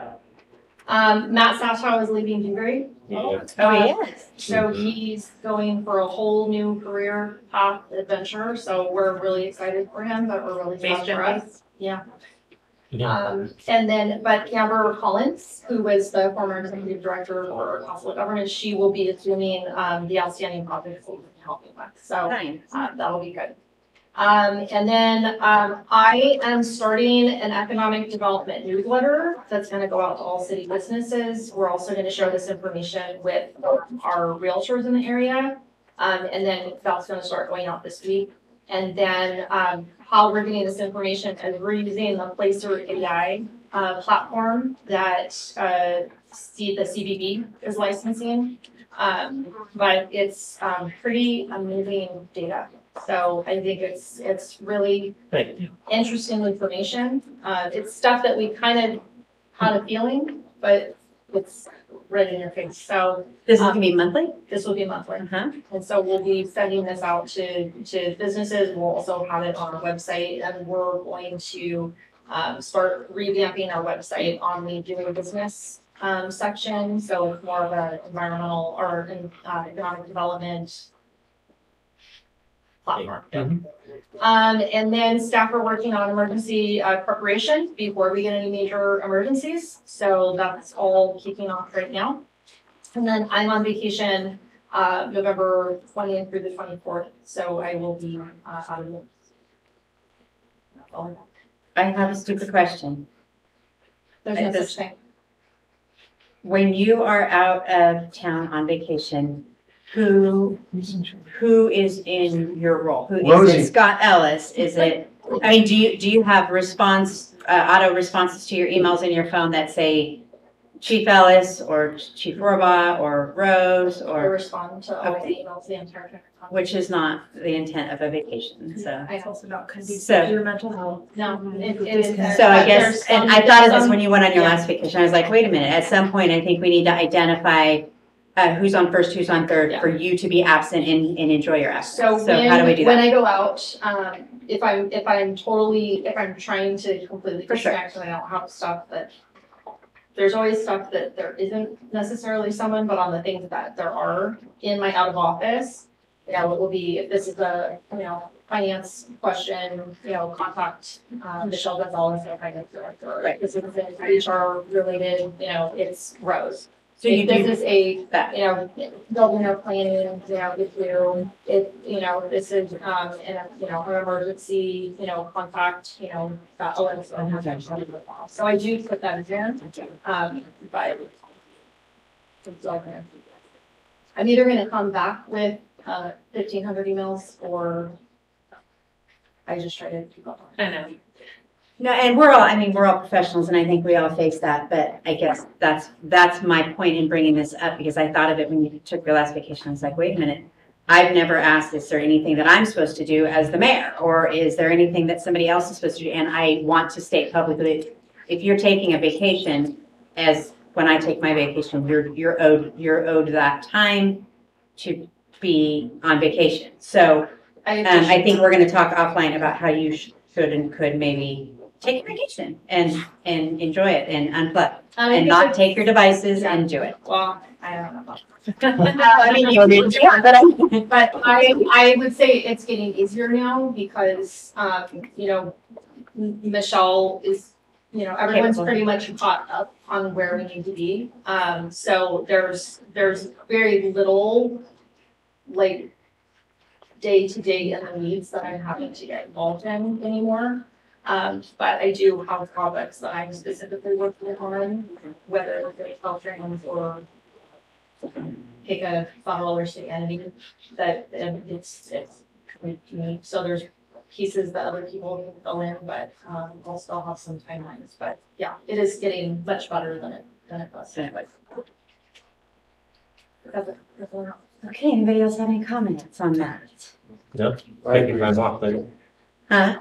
Take your time off. Well, no, it you is. know yourself on if there's a major emergency. Tacos for Thanksgiving. Nice. Council report. We will start with Caroline. There was a museum meeting, but I missed it. I don't have a report for that. And then I have a Central Sierra Economic Development meeting, I think on Thursday. The only other thing I wanted to report on was that it's Veterans Day on Saturday, and the Angels Camp Veterans Memorial District is handing out gift certificates to all veterans in the district. We'll be doing that from 10 to 4 at the Vets Hall on Raspberry. And just happy Veterans Day to all my fellow veterans.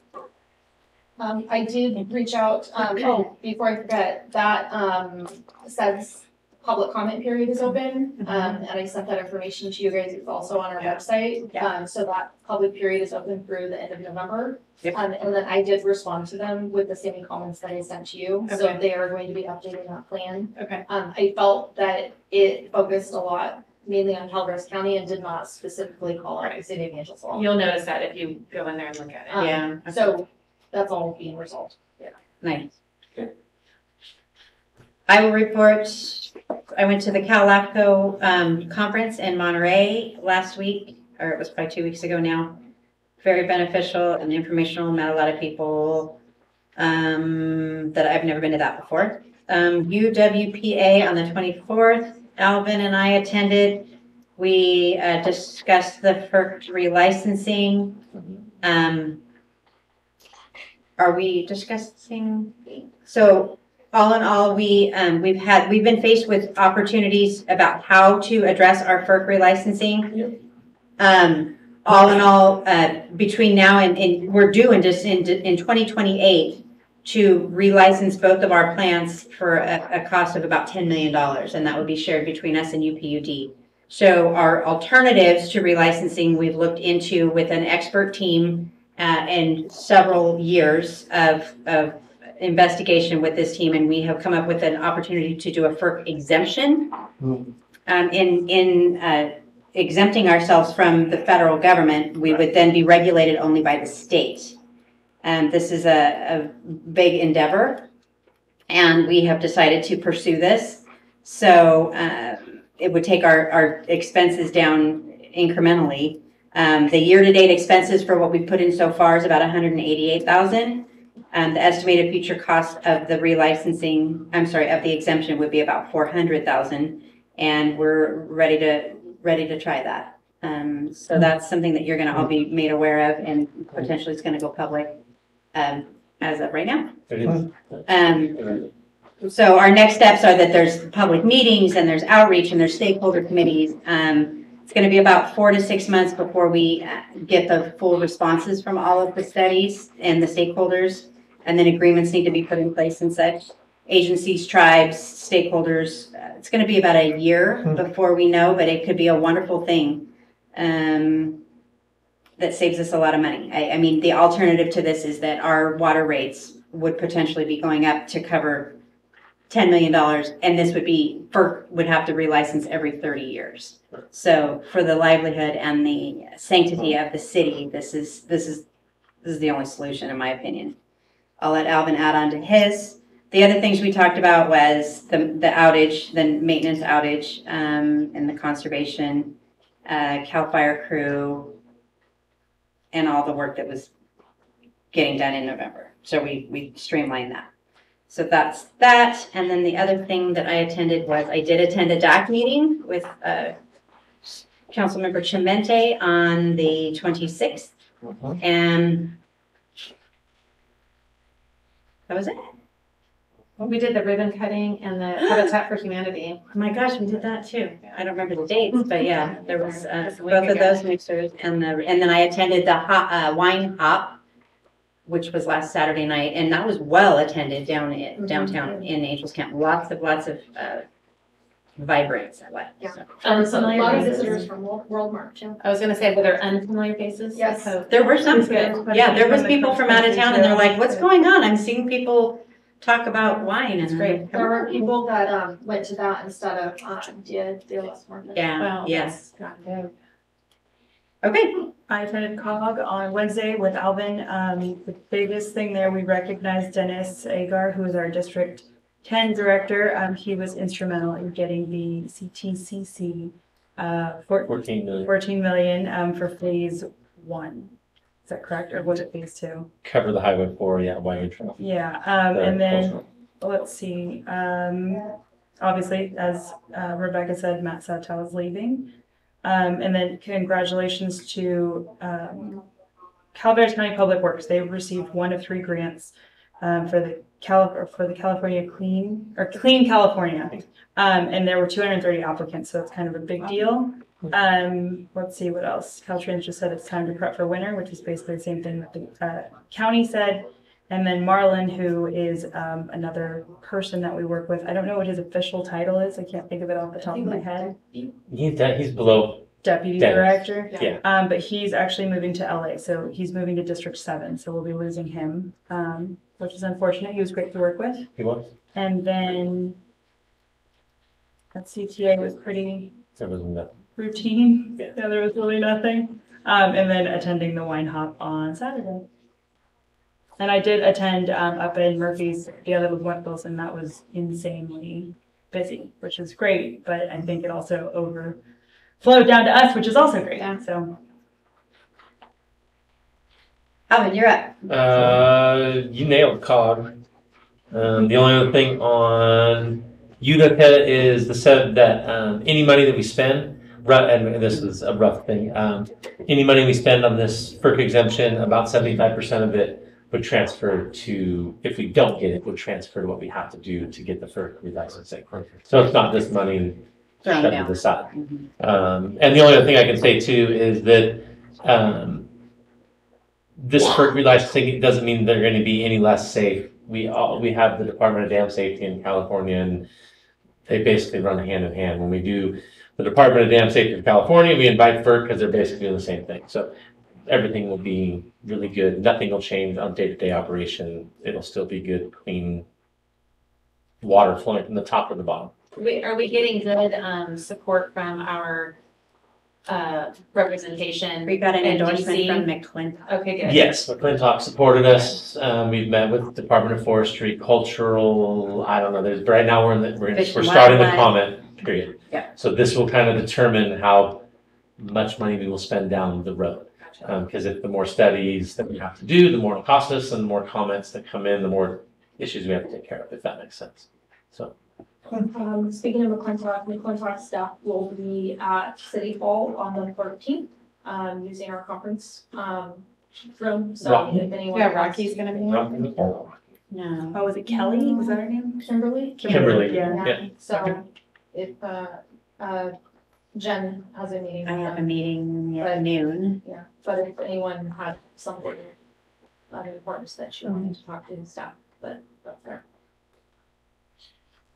Okay, I think you guys have said it all. I just want to take this opportunity to tell you how much I appreciate the work all of you do. It's impressive, how you approach the meetings, the work that you folks do, and just as a newcomer, I'm glad to be a part of this team. So I want to thank you. I had an opportunity to meet with Martin Huberty regarding Calaveras Visitors Bureau. I cannot talk after 9 o'clock. Sorry. It's that 4:30 time in the morning. And I was very impressed with everything that he's doing. I was impressed. I don't think, it's one of those things like the downtown lights. I don't know if I've ever spent enough time at the museum, but he's done a marvelous job, revamping that. And he was talking about the number of visitors that he gets and from the places, from, all over the world. And we went to DAC, and I thought that was interesting. And again, I'm just thoroughly enjoying this, and I'm looking forward to all hazards. Thank you. Oh, I sat on that with him years ago. Yeah. So. Okay, item 11, future agenda items. We're all You loaded missed up. calendar, but that's okay. Oh, my bad. I always just have not count. Let's just. I'm missing the Utica meeting in December. Okay. I'm out of town, so Caroline will be my alternate. Okay. And I believe I already told Joel that. Okay. So that I will speak to for calendar. Okay. Anything else? No. Everybody knows? You guys got the notice today of the employee Yes. breakfast. Yes. So yeah, that's Yeah. on December 6th. Yes. Got that. 8:30 in the morning. Yeah. Now, future agenda items? Okay. What do we have? Several items on carrying over to. Yes, it really is. We keep rolling stuff over, but a lot of it is dependent on some legal review, so we'll have to see. Greenhouse. Yeah, oh, is that on the fence? Well, the Yes. 2 ordinances So will come back, greenhouse right? gas will be coming to, city council to open up the, RP. the public, comment period for the greenhouse gas. Who did we go? What consultants helped? Not the same ones? It was a joint effort. Same ones, but I County. they grabbed the bull by the horns and we pulled it back and then Is it possible to, tweaked. is it possible for you to send me a copy of our greenhouse, or is it online, or maybe I can, maybe we can do it tomorrow when I meet for 2 hours? We don't have the draft yet. You guys don't have your draft greenhouse The gas? final draft, no. We just finished comments We should have it today. we should have it, I think, maybe by the end of the week. Okay. That's why you're in the county. Yeah, so, I'm working closely with the county, CEO on that as well. They did a study session today. They did a study session, so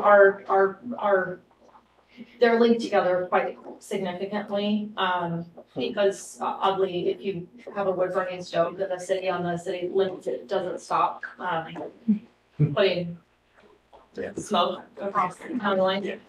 Anyway, so, we'll have that conversation, but that will be, at the next meeting. And then, the CVB is gonna do a presentation, so Martin's gonna come and do a presentation, in terms of what they've been doing.